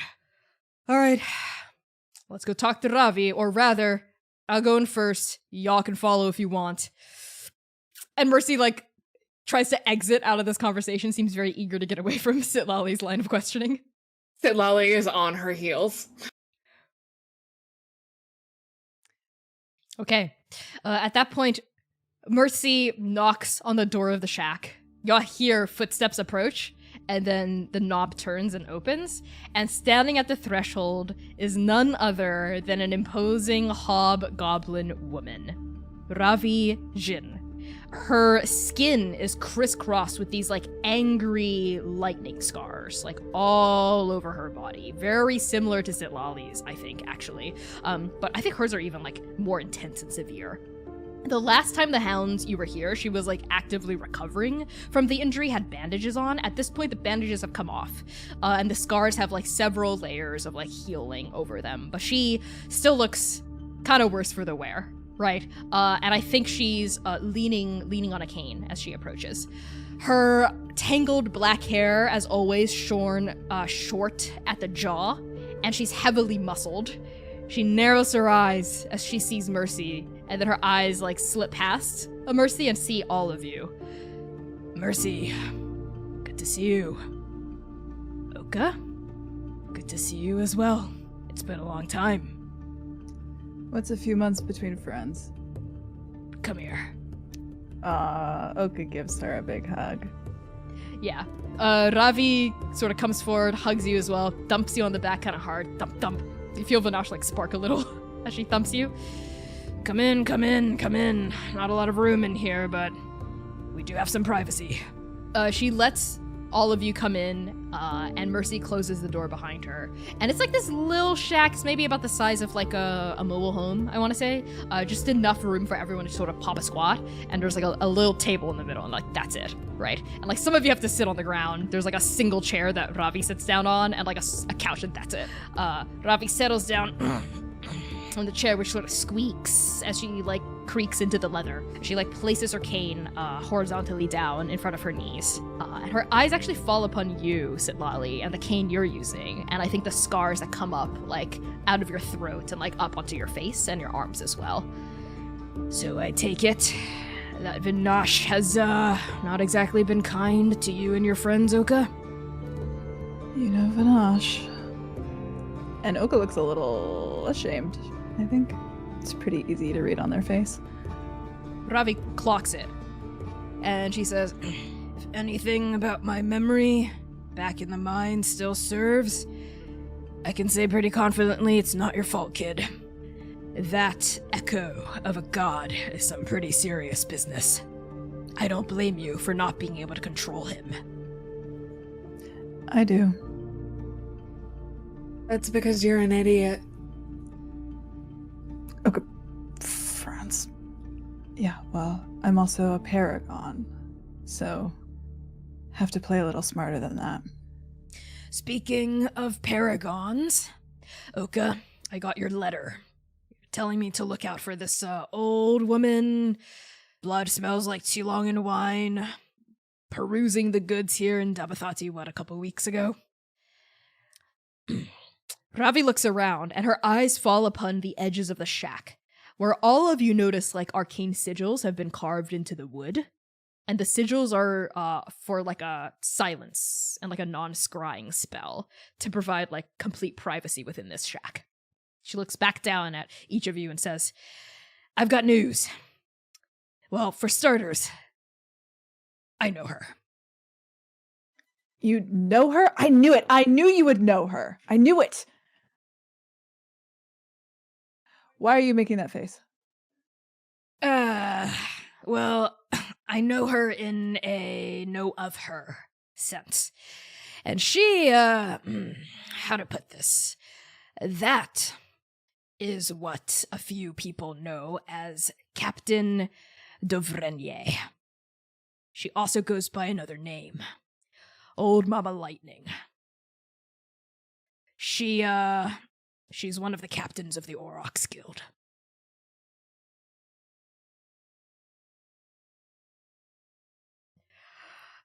And I think we can cut to break there. Hello, everybody. It's so good to see your non-existent digital faces in the chat yet again. Welcome back to Arc 5, Episode 1, Dabathati, Session 1. Before we hop right back into it, a reminder of content warnings for this episode. They may include fantasy violence, discussion of death and killing, apocalypse, trauma, complex and complicated relationships, active flirting between PCs and NPCs, romance, kissing, references to sexual entanglements, alcohol and smoking, cults and cult-like behaviors, blood and bloodletting. So use !CW in chat for a full list of content warnings at any time, and !safety for a look at the cast's lines and veils so you know what content we will never broach, no matter how dark things get. And with that out of the way, let's hop right back into the session. With Ravi. This hobgoblin woman, muscled, scarred, veined, casts a severe gaze over your group, nodding grimly as shocked revelation settles over your faces. Yep, old Mama Lightning, Paragon of Yuddhabathi. She's a criminal, through and through, one of the worst of them, actually. Oka pinches their brow and just kind of puts their head in their hands. Fuck. Yeah. Listen, Shit's kind of whack right now in Dabathati. You probably noticed on your way in, the Chrysalis are everywhere. They're powerful, and they're not going away anytime soon. Anyone who knows anything about how the underground here works, and I don't mean that in a literal sense, though sometimes I do, will be aware of the fact that there's something of a turf war going on between the Aurochs and the Chrysalis. The guy in charge of the Chrysalis calls himself the Imago, Adam. He's really fucking the Aurochs over. For the longest time, the consuls of Dabathati were in the pocket of the Aurochs Guild. It's no surprise. But the Chrysalis has bought 2 of them off. Hajvaz Sardat and Abramed Rahim. Vinash and Thristi. Fucking with me? No, I am not. The only consul who remains on the Aurochs' side is Bataval. We have a meeting with her tomorrow morning. Good. Then you have an in with the Aurochs. I'm sorry, am I missing something? Why is a consul being in the pocket of the Aurochs Guild a good thing? I never said it was. It's just how things are. How things have always been. Ever since the Aurochs Guild sprung up a couple decades ago. I suppose better the devil you know than the one that you don't. Exactly. And as, bad as the Aurochs gets, they never feed people to monsters and desecrate their souls to some sort of abominational beast that wants to destroy Andake. So you have been keeping up with the times. Obviously. It's my job. Best monster hunter in the 8 realms. And Mercy says, second best monster hunter. I'd say maybe third. No? You claiming that title for yourself, boy? I mean, Oka's been gone for a while. They're out of practice. I am not out of practice, actually. I'd say maybe 4th. Your blood smells different, Oka. I could tell as soon as you showed up at that door. You've been dabbling in...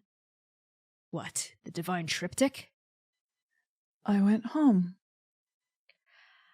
Ah, yes, you did. Too long. Where so many necromancers learn their art. And I think Citlalli perks up at that and kind of gives Oka a closer look than they have, pretending that they didn't look at their soul. What is she talking about? Necromancy. And you? I have been advancing my technique as you taught me, Ravi. And it just so happens that blood is a part of the Divine Triptych in a funny way. Body. And while we were in Sulong, I picked up a little bit of bone, too. In what way?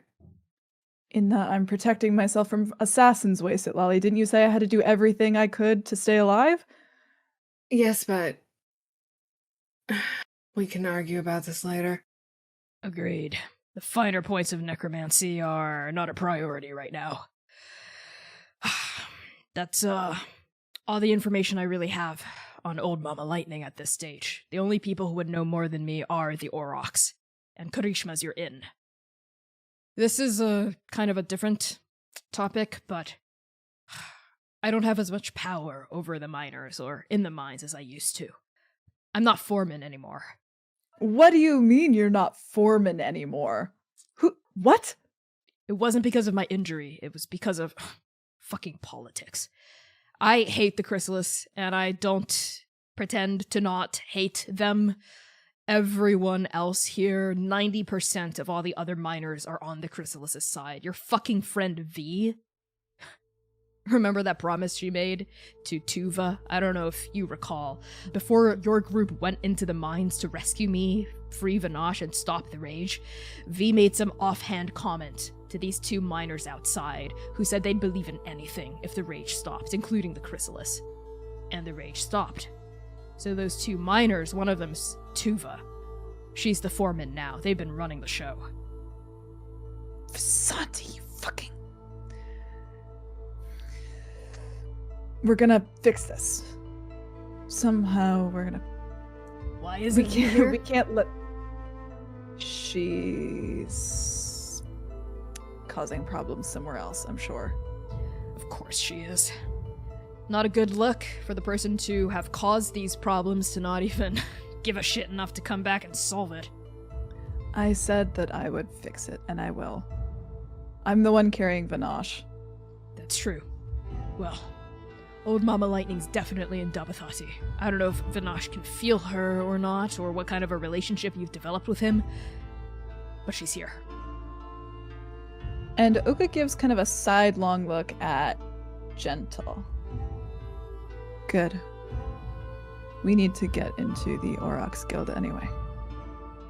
I've been lightning focused since the word Aurochs Guild was said. And I've just been uncharacteristically, just single-minded listening to every word about it. Ravi seems to pick up on it, looks, between you and Gentle and says, "Hey, where's your, wolf thing?" Someone named Sybil, in the Aurochs Guild took him. Sybil the Cruel? How'd they get their hands on your wolf? I was too trusting.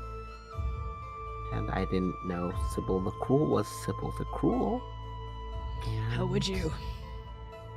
took Bud. So, Yeah. I didn't know Sybil the Cruel was Sybil the Cruel. I just knew Sybil was Sybil. But we don't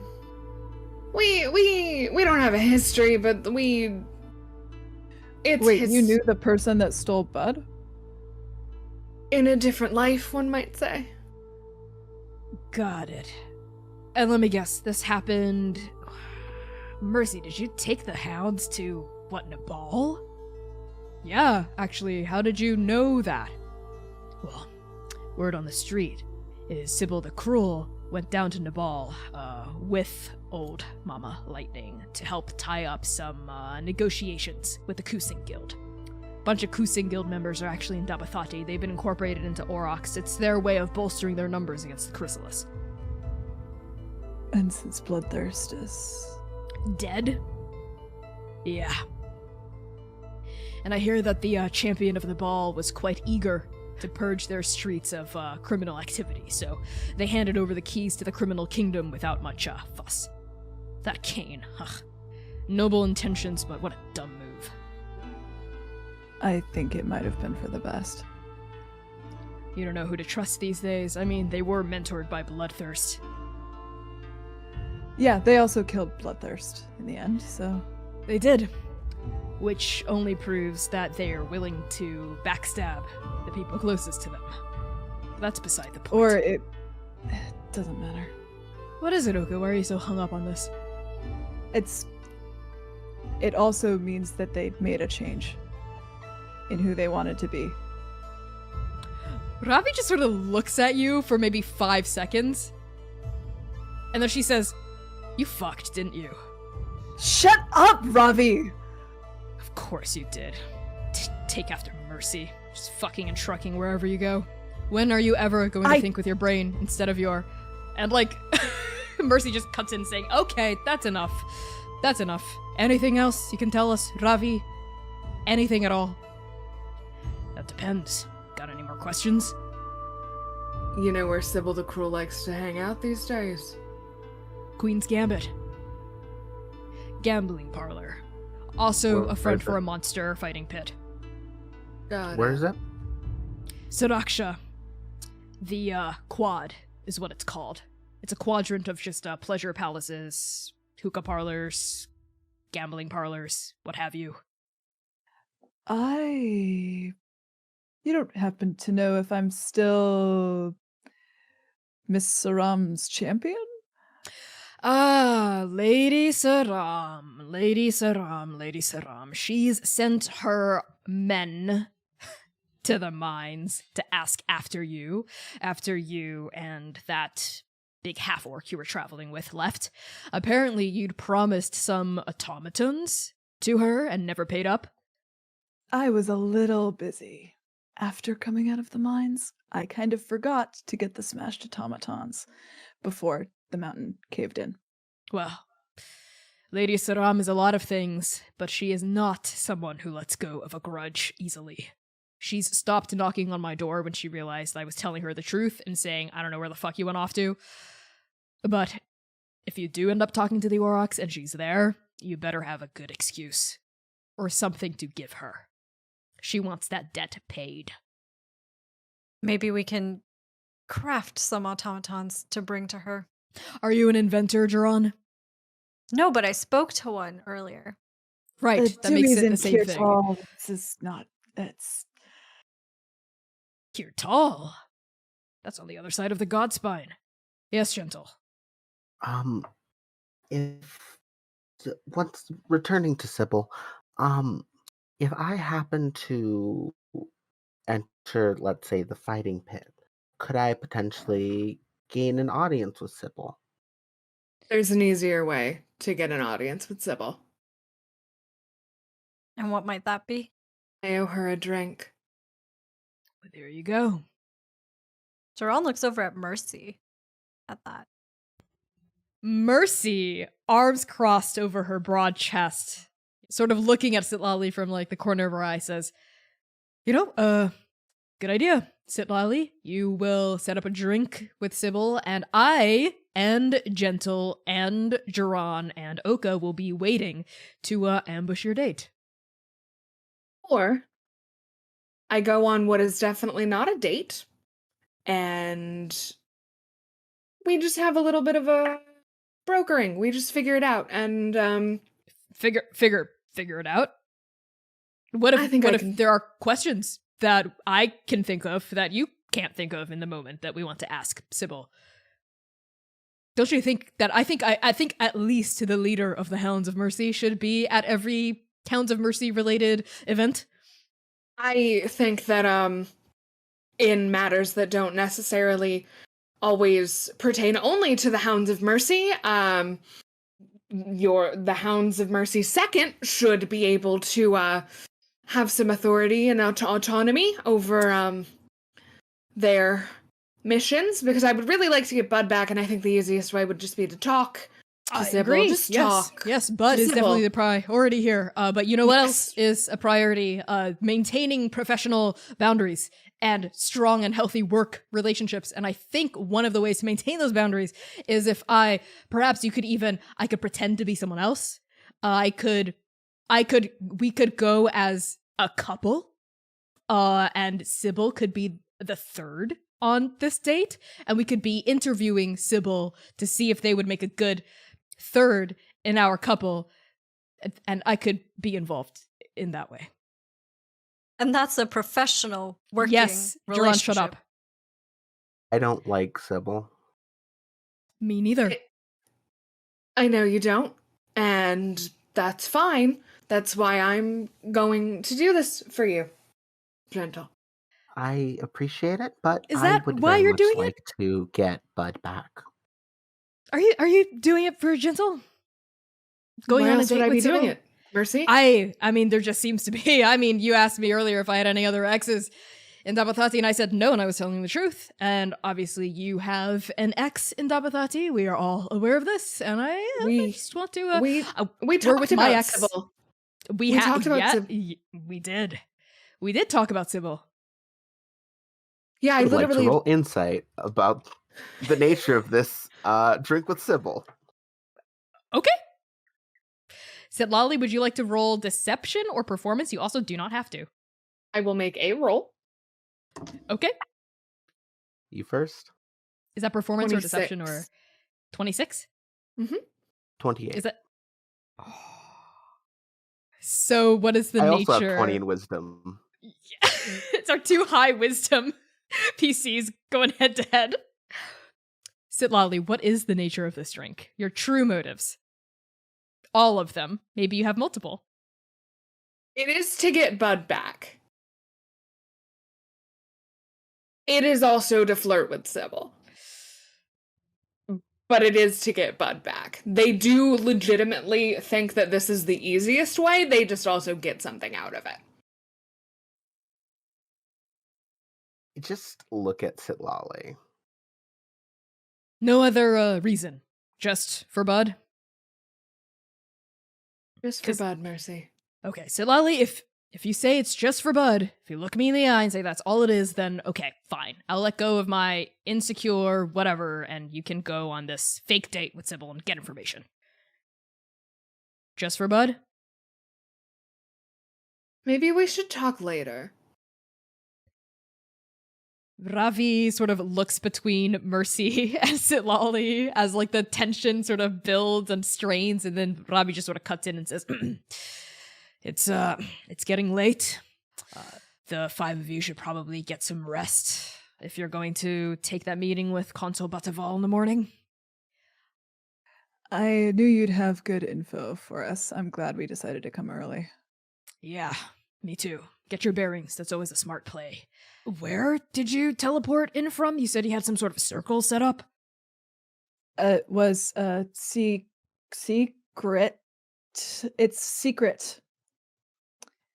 Okay, you don't have to tell me the specifics, but that makes sense.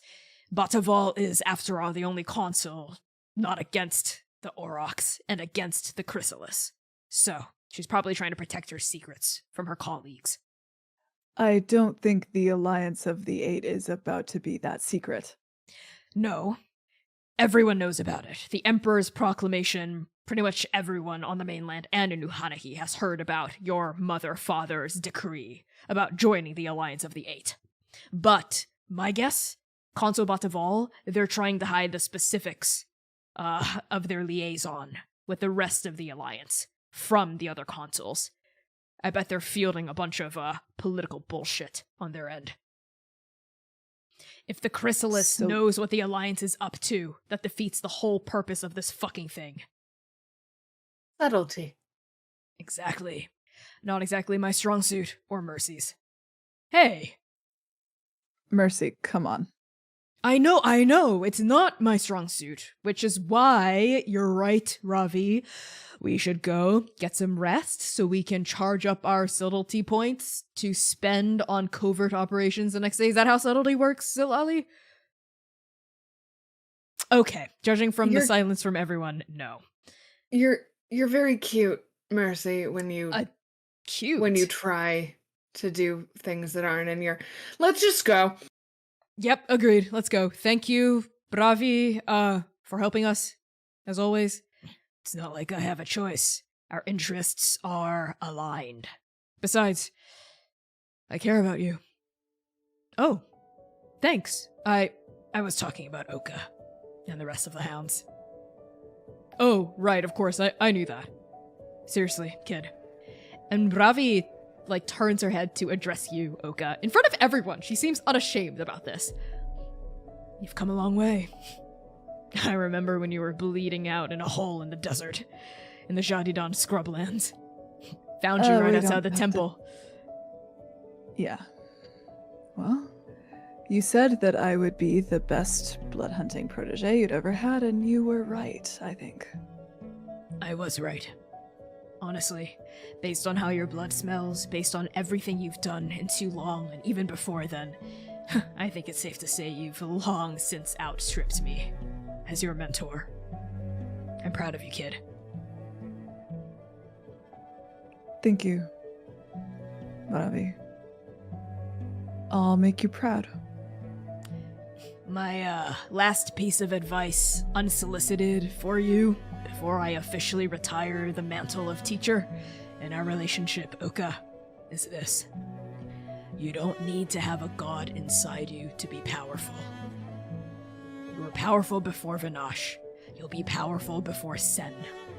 What makes you a paragon isn't this destiny bullshit. It's the fact that you, Oka, you're talented. You're skilled. You know what you're doing. Never, ever doubt your instincts. You got that? And Oka kind of thumbs the button, that is right above their solar plexus, where all that scar tissue connects, where their soul had been hovering the day before. And they nod, I think a little taken aback, and they don't really have words to answer. But they nod. All right. Unfortunately, I can't put the 5 of you up in this shack. There's barely enough room for me. And I don't want any of the miners stealing your shit while you sleep outside, so I took the liberty of arranging a room for the 5 of you for at least a week here in Dabathati at the Harpy Hotel. One room? Ravi actually sighs heavily at that. A lot of people are coming into Dabathati for the Chrysalis Conference. A lot of rooms are booked up. So yeah, I got you 1 room. 2 beds, but 1 room. I hope that's okay. I mean, you're monster hunters. You sleep on the dirt in tents. This is better than that. I appreciate it. Thank you. You're welcome. Correct answer, gentle. Get out of my hair. I've got some scar maintenance to do. Thank you, Ravi, for everything. You're welcome, Jaran. I'll be here. If you come up with any leads, need any insight, I'll be here. Thank you, Ravi. Yes. We appreciate it. All right, hounds. Let's go. And Mercy turns, opens up the door to the shack, stalks out. And we cut now to the Harpy Hotel, which, Oka, it's been a long time since you've been at the Harpy Hotel. The first time you were here was way back when you came to Dabathati for the first time in our campaign, right? And it's basically the same as when you first visited it. It's a kind of like medium-sized building, cramped between like constantly changing businesses. In Suraksha, there's a lot of turnover here. Right now, the building on its left is a gambling parlor, and the building on its right is basically like a laundry place, like a magical laundry place, right? There's like a big fire pit out front for where the main housekeeper and owner of the Harpy Hotel will come out in the morning and like cook a big breakfast for like all of the guests inside. But currently, the embers are smoldering and the coals are still, I think, wafting smoke, but the fire is out.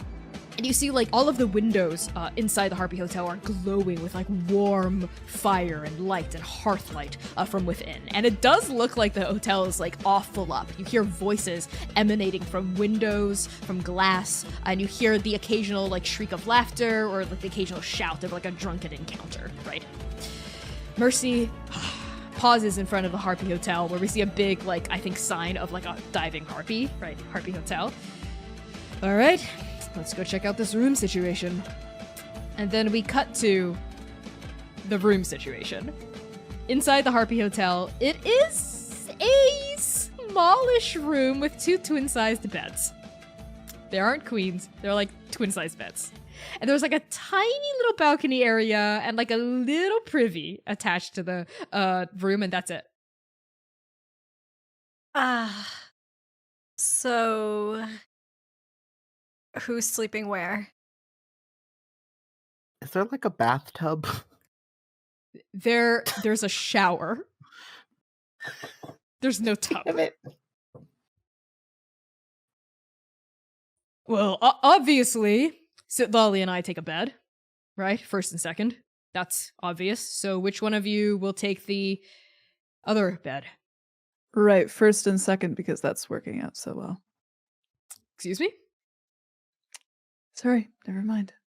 Just noticing how well you seem to work together.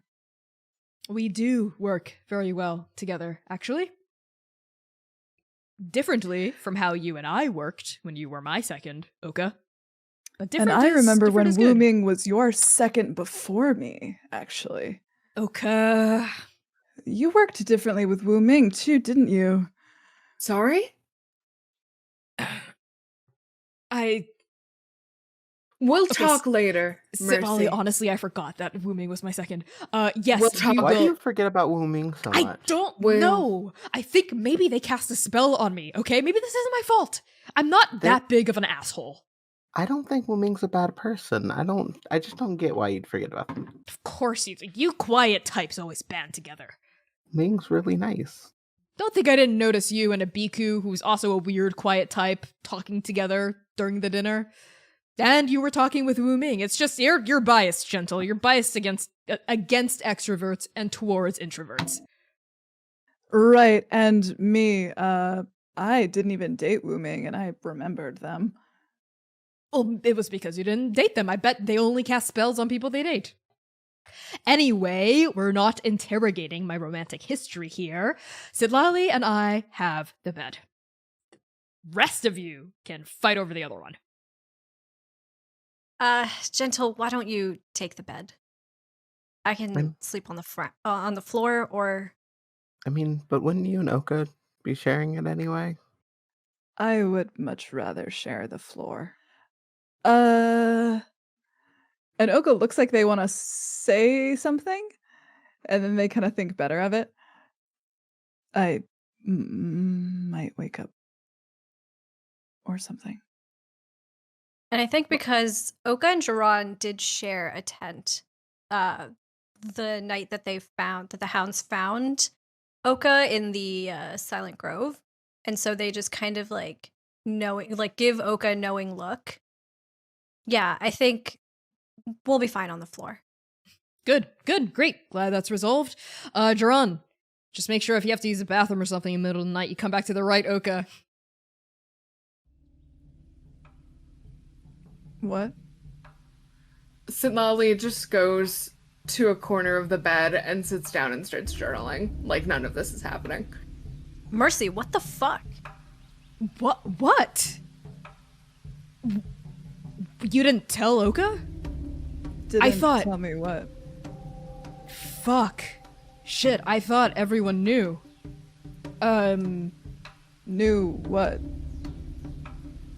When you were gone, Citlalli, do you? Gentle's going to the bathroom for this. I also have to. Do you mind if we? Yeah, I'm just. no, Yeah, you're- okay. Yep, I'm yeah, gonna. Yep, Mercy sidles into the bathroom, the tiny bathroom with you. Might as well leave. We're pooping together, and Mercy like closes the door very quickly to the bathroom, and you hear it lock. What? When- Is it some kind of fun joke or something? Is this we poop together and what? And Oka's smiling. Yeah. Without looking up, Citlalli, in Raven's speech, says, "What, are you too ashamed to admit that you fucked me?"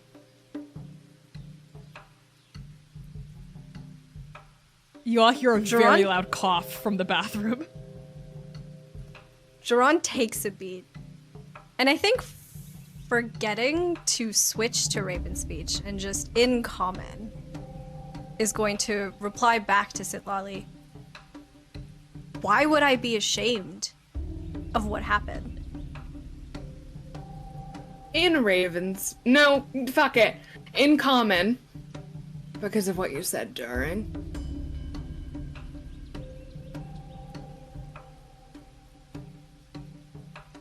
You asked me a question, Citlalli, and I answered it.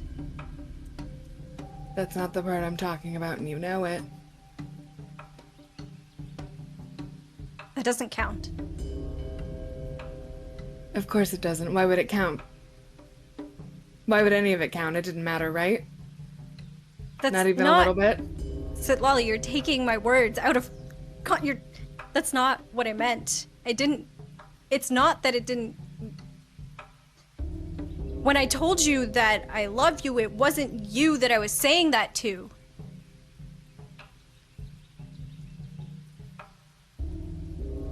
Of course it wasn't. Why would it have been? It's not like you ever fucking saw me before and they throw the journal at you. I think Jaran gets, surprised by the throw of the journal and, catches it in their hands, kind of fumbling with it. And as they're fumbling with it, it, falls open in their hands. And they get a glimpse of what is inside.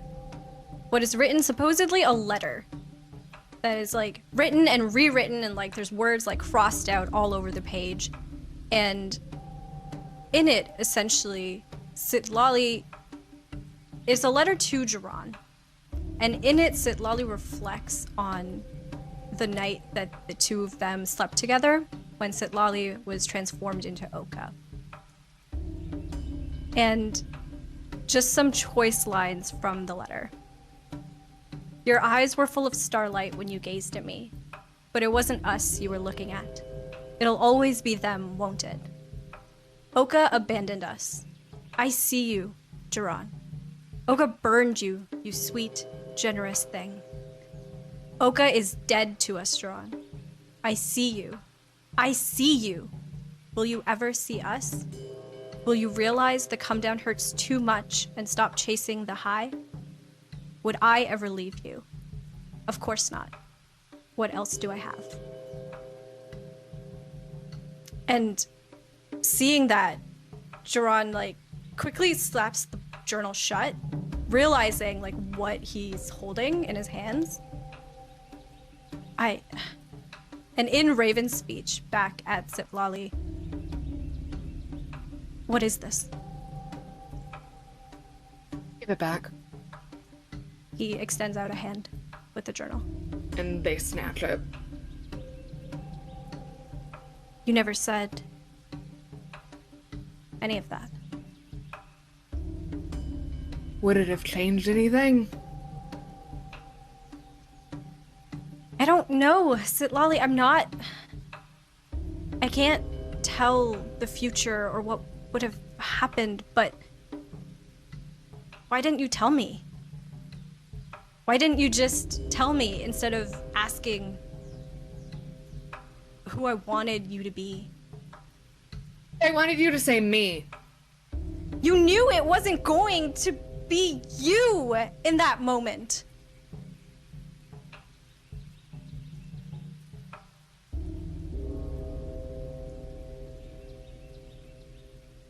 Oka was gone, possibly dead. I just needed them to be alive for one more day. Citlalli stands and walks very intentionally towards you, Jaran, and meets your gaze and holds it. And then they spit on the ground next to you and walk out of the room.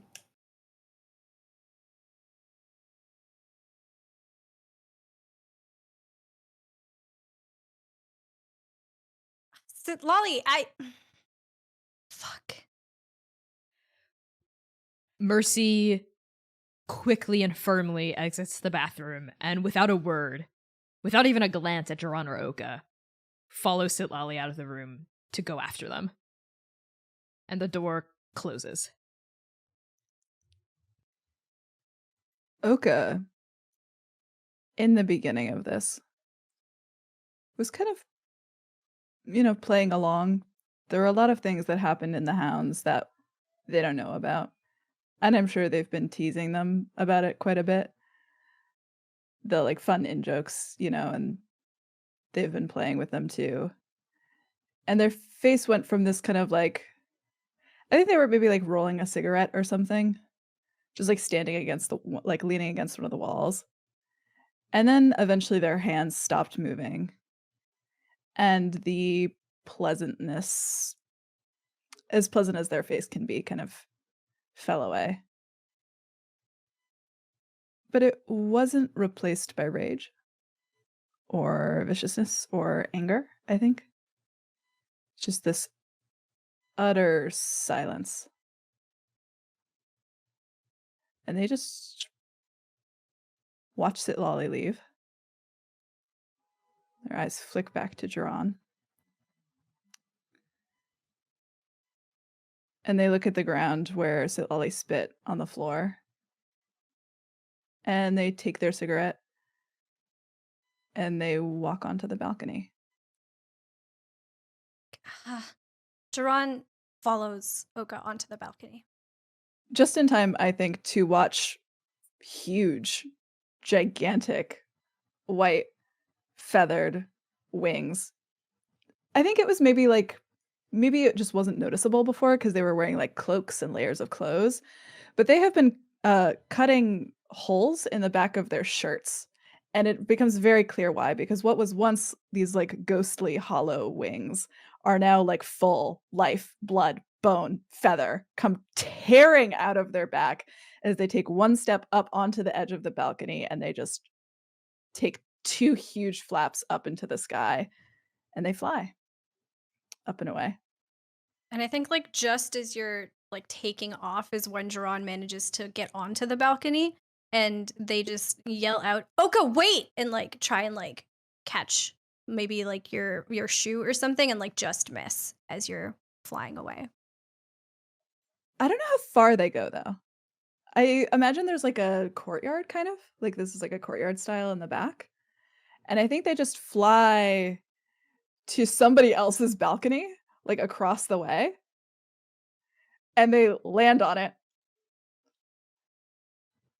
and they turn around and look at Jaran again. And their wings take up the entirety of it. It's like 3 times their size. And I think they put like an elbow up on the railing and they light their cigarette. And they just stare at Jaran from across the way.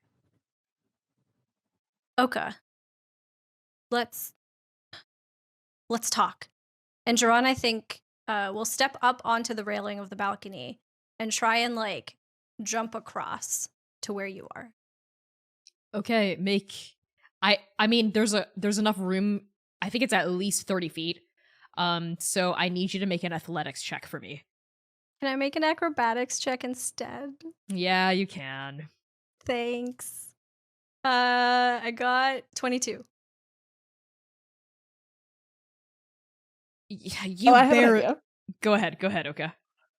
If maybe you almost or barely make it, I think Oka, like maybe as like just miss, right? Oka like reaches out and grabs your wrist and kind of like maybe holding you there on the edge of the balcony. Let's talk. Thank you. Can you help me up? Yeah. And they pull them all the way up. Oka, I'm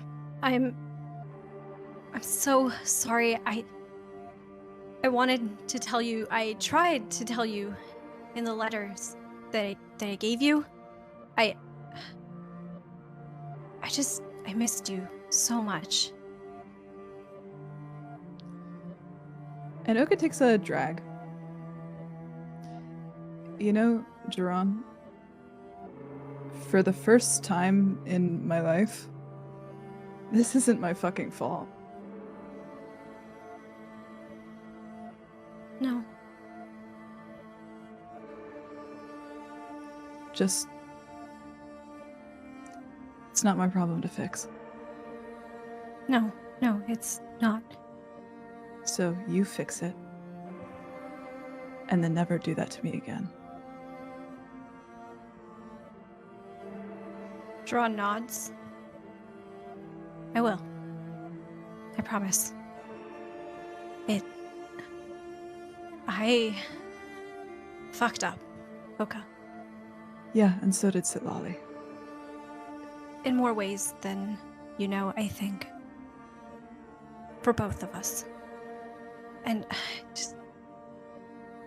I spent months looking for you. I spent months wondering if you were alive, if you cared about me, if I would ever see you again. And I know it doesn't excuse what I did, but when I was given a chance to have you, to hold you again, well, I took it. But I know that it hurt Citlalli. It hurt you. It hurt me, if I'm being honest. I'm really, really sorry. What are you gonna do when I die, Jaran?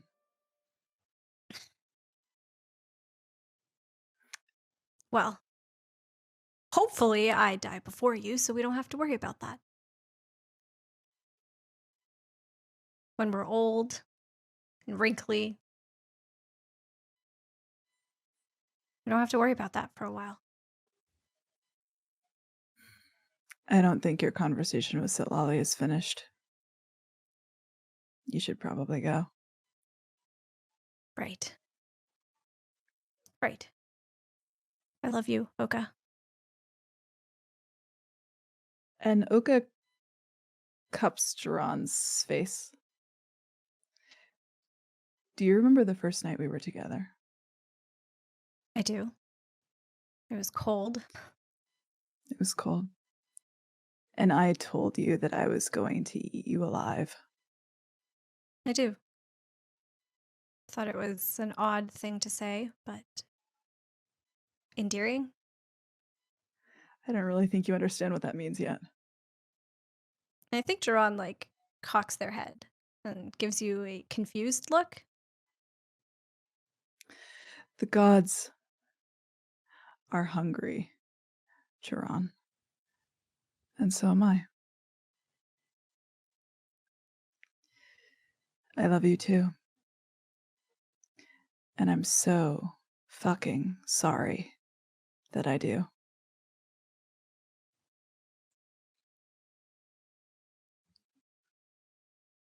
Sorry, I needed a minute.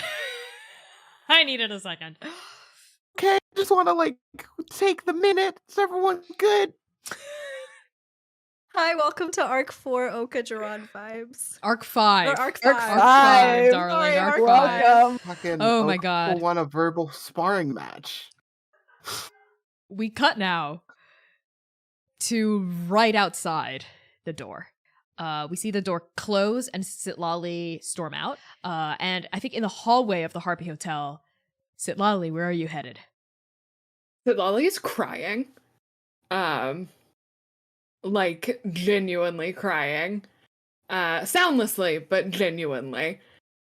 And they don't know where to go, I don't think. So I think they just walk. I think they just they're so in their head they just walk, and I think they leave the hotel and I think they just walk. As you go down the stairs onto the first floor of the landing and you head toward the door, tears just streaming down your face, silently, hear a voice and footsteps behind you call out, Citlalli, hey, hold on. And a shadow sort of falls next to yours, and Mercy pulls up next to you right when you're at the threshold of the hostel. Hey. And Mercy sort of doesn't get in your way, but kind of comes out in front of you and looks very concerned and places a hand on your shoulder. Hey, I'm not gonna ask if you're okay because that's a dumb question, but what do you need right now? How can I help? How do I fix this? And I think Citlalli just kind of sinks into Mercy's chest. Hey, it's okay. It's okay. And Mercy holds you there, right? And puts an arm around your shoulders and just holds you tight against her. You never asked me to be anybody else. Of course not. I never wanted you to be anyone else. I always ever wanted you. But will you always? Of course. Of course. And did you say that to Selim? Did you say that to Wu Ming? Citlalli, it's truly no secret that I have a lot of ex-lovers. You've met all of them, and I'm not lying when I say all of them. I genuinely forgot about Wu Ming. I'm sorry, I literally... That's beside the point. I did love some of my exes. Not Selim, and honestly, I've grown. Looking back on it, I treated her really poorly. I treated a lot of them really poorly, honestly. Not gonna lie. That was the kind of person I was. I was traumatized, and so I saw people just as ways of getting comfort and worth for myself instead of as people. But I'd like to think that I'm different, or in the process of becoming different, and I don't want to treat you that way, Citlalli. I don't just see you as a future ex. I don't. I'm surprised at the direction our relationship has gone in. I was never expecting this, and I don't want to lose you. I don't want to lose you either. But I also know myself, and I'm polyamorous, Mercy. And that's what I'm interested in. I want to be with you, but I also want to maybe be with other people. Is that something you can live with? Is that okay with you? Mercy blinks a few times when you say this, and she says, "Is that it? I'm sorry. I don't want to diminish that. I thought you were really mad at me about something, or really upset about how I have felt in the past about my exes, or somehow for bringing up the fact that you and Jaran in front of Oka. You probably still are mad about that. Hey, that's you being polyamorous. That's fine. That doesn't bother me at all. So, if I said that the Sybil thing wasn't just for Bud, would that be okay? Oh. I think I don't like it because I don't like Sybil. I think they're a shitty person. I mean, look at what they did to Bud. No, but look at what they fucking stole Bud. Who steals someone's dog? That's I've never stolen a dog before, like a pet dog. You know what I mean? Like that's a new level of fucked up. It isn't great, but people are strange. I don't know. I just maybe, and even if it doesn't go anywhere, like actually, it could be a very useful way of distracting her while we retrieve Bud, right? That is true. So Citlalli, when you say you're polyamorous, what does that mean for us? And how you want to date me? The way that anyone would date, but open. So, I don't know, I guess we would, I've never actually had this conversation with anyone before. People usually just, it's just kind of a, this is new, and also it's new for me too, yeah. Would it be unprofessional if I killed Jaran? Huh? What? Oh. And is there a second part of that sentence, or is that the end of the sentence? Would it be unprofessional if I killed Jaran? To kill your colleague? Yes. Yes, I think it would be unprofessional. Yes. I'm not a great judge of character sometimes, but I think I can draw a line in the sand and say that would be unprofessional. But would it be justified?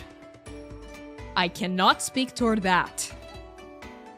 Because I think the Raven Queen is really speaking through me right now, in that I really want to put a knife through those horns. And I completely understand your anger, Citlalli. Hell, I've been there, though not in this context. But I think you're killing usually him, the one getting stabbed, yeah. Yeah, and she sort of like cups like her gut where Selim stabbed her. But I think killing Jaran would be the easy way out, frankly. You're right. It would be better to make it painful. That's not what. You know what? Yes. Slowly torture him with knowledge that you're growing, and in spite of him, we're having communications. We're talking about stuff. I never thought I would do this. Yeah. I am your second. Exactly. And you can wave that in his face. And you're in charge. Exactly. So we could kick him out. You want to do what? You want to kick Jaran out? Well, it's not killing him. Citlalli, I think we need Jaran right now, I think. He's good at what he does. They're smart, they're a good hunter. Professionally speaking, they're an asset to our group. But after After what? the Paragons die. Okay, you know what, Citlalli? If after the Paragons die, you still want to kick Jaran out of the Hounds, we can have a conversation about that. Okay. Great. Back to the polyamorous thing. I don't like labels for myself, mostly because in the past, Pirate Queen have tried to put labels on the kinds of relationships I could and couldn't have, and that's gone in a bad direction. That's understandable. Yeah, I'd want to kill her too. Also. Yeah. I just would prefer not to think about her. But I think in terms of me, honestly, Citlalli, I guess I could be open to other romantic connections right now, but I don't think I want to be. And not because I'm not interested or find other people sexually attractive necessarily, but because I don't know. One relationship is enough for me. I mean, just look at my record. That was when I was just dating one person at a time. And look at how that fucked up. I think if I started dating multiple people, I would end the world sooner than the stranger. So You're probably right about that. yeah. Just let me know. I'd like to be kept in the loop. You don't have to tell me all the details about everything, but if the dates you go on, how you're feeling, I'd just like to check in, and I'd be lying if I said I didn't want to be really important to you and whatnot. Hey, you'll always be first.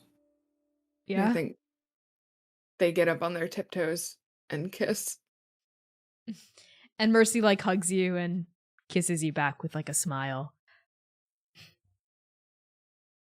But can I stab Jaran once? Okay. One time. You get one free stab. Not in the heart or the brain. Or a major artery. How did you know what I was thinking? I know. Yep, Citlalli, I know you. I can bring them back! I didn't say the groin was off limits. No heart, no brain, no arteries. Major I can live arteries. with that. Okay? I can live with that. I am a cleric. I can just fix it after I do it. It's fine. Yep. All right? Yeah. One free stab. Okay.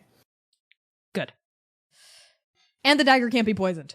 Damn it. How did you... Okay, Why? Listen. And I think on Mercy laughing with you, still holding you, joking with you a little, we pan up and back into the room. Specifically into the bathroom. Where Gentle is. All alone. You ever been so overwhelmed with everyone else's emotions that you're simply crying because the vibes are terrible? Because I think that's what's happening in the shower right now. There's way more badness than they can handle, admittedly. And they're just probably sitting, just scribbling half-coherent poems.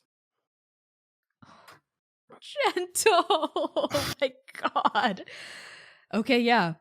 As you're crying and just scribbling poems and whatnot, make a perception check for me. Oh, that was a nat one.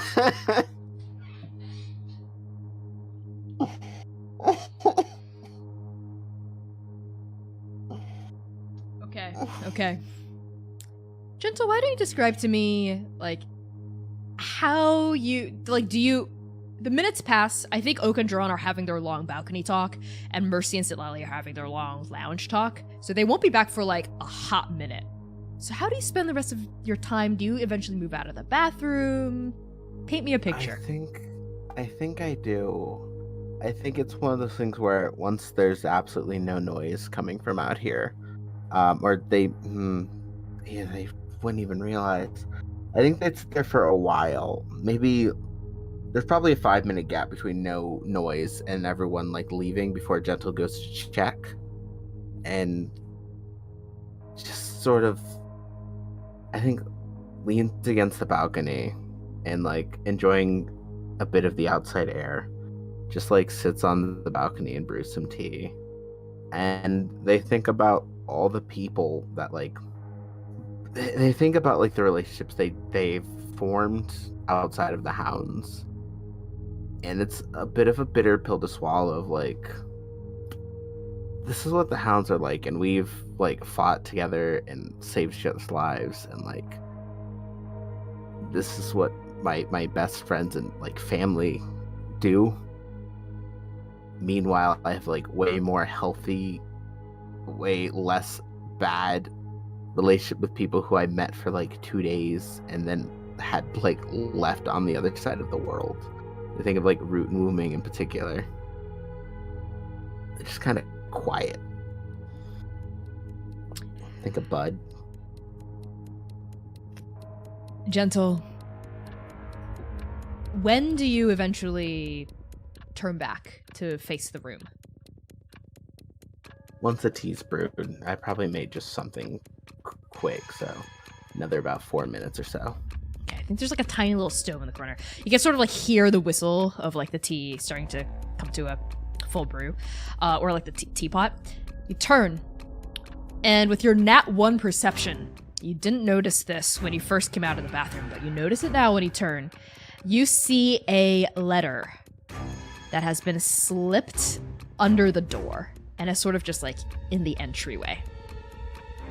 I'll go check and see if anyone's name's on it so I can make sure it goes to the right person. It's a plain letter, and it has no return address. It just has an addressee. It says, to Oka Hien. I will tell Oka about this letter when they get back. Okay. You don't open it? It's not my style. Okay. The tea, I think, starts to come to a head. And I think, are you like, do you set the letter down when you go to like bustle with the tea? Or do you hold on to it? I don't know if Oka had their stuff like set up anywhere near and like on the floor or any. That's up to Oka. Because I know that's where they were sleeping. I'll probably put it right next to their stuff then. Okay.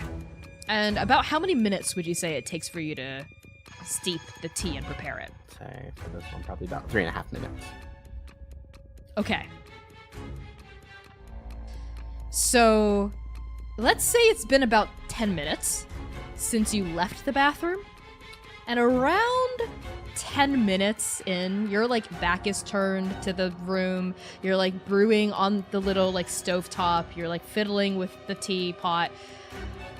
I need you to make a dexterity saving throw.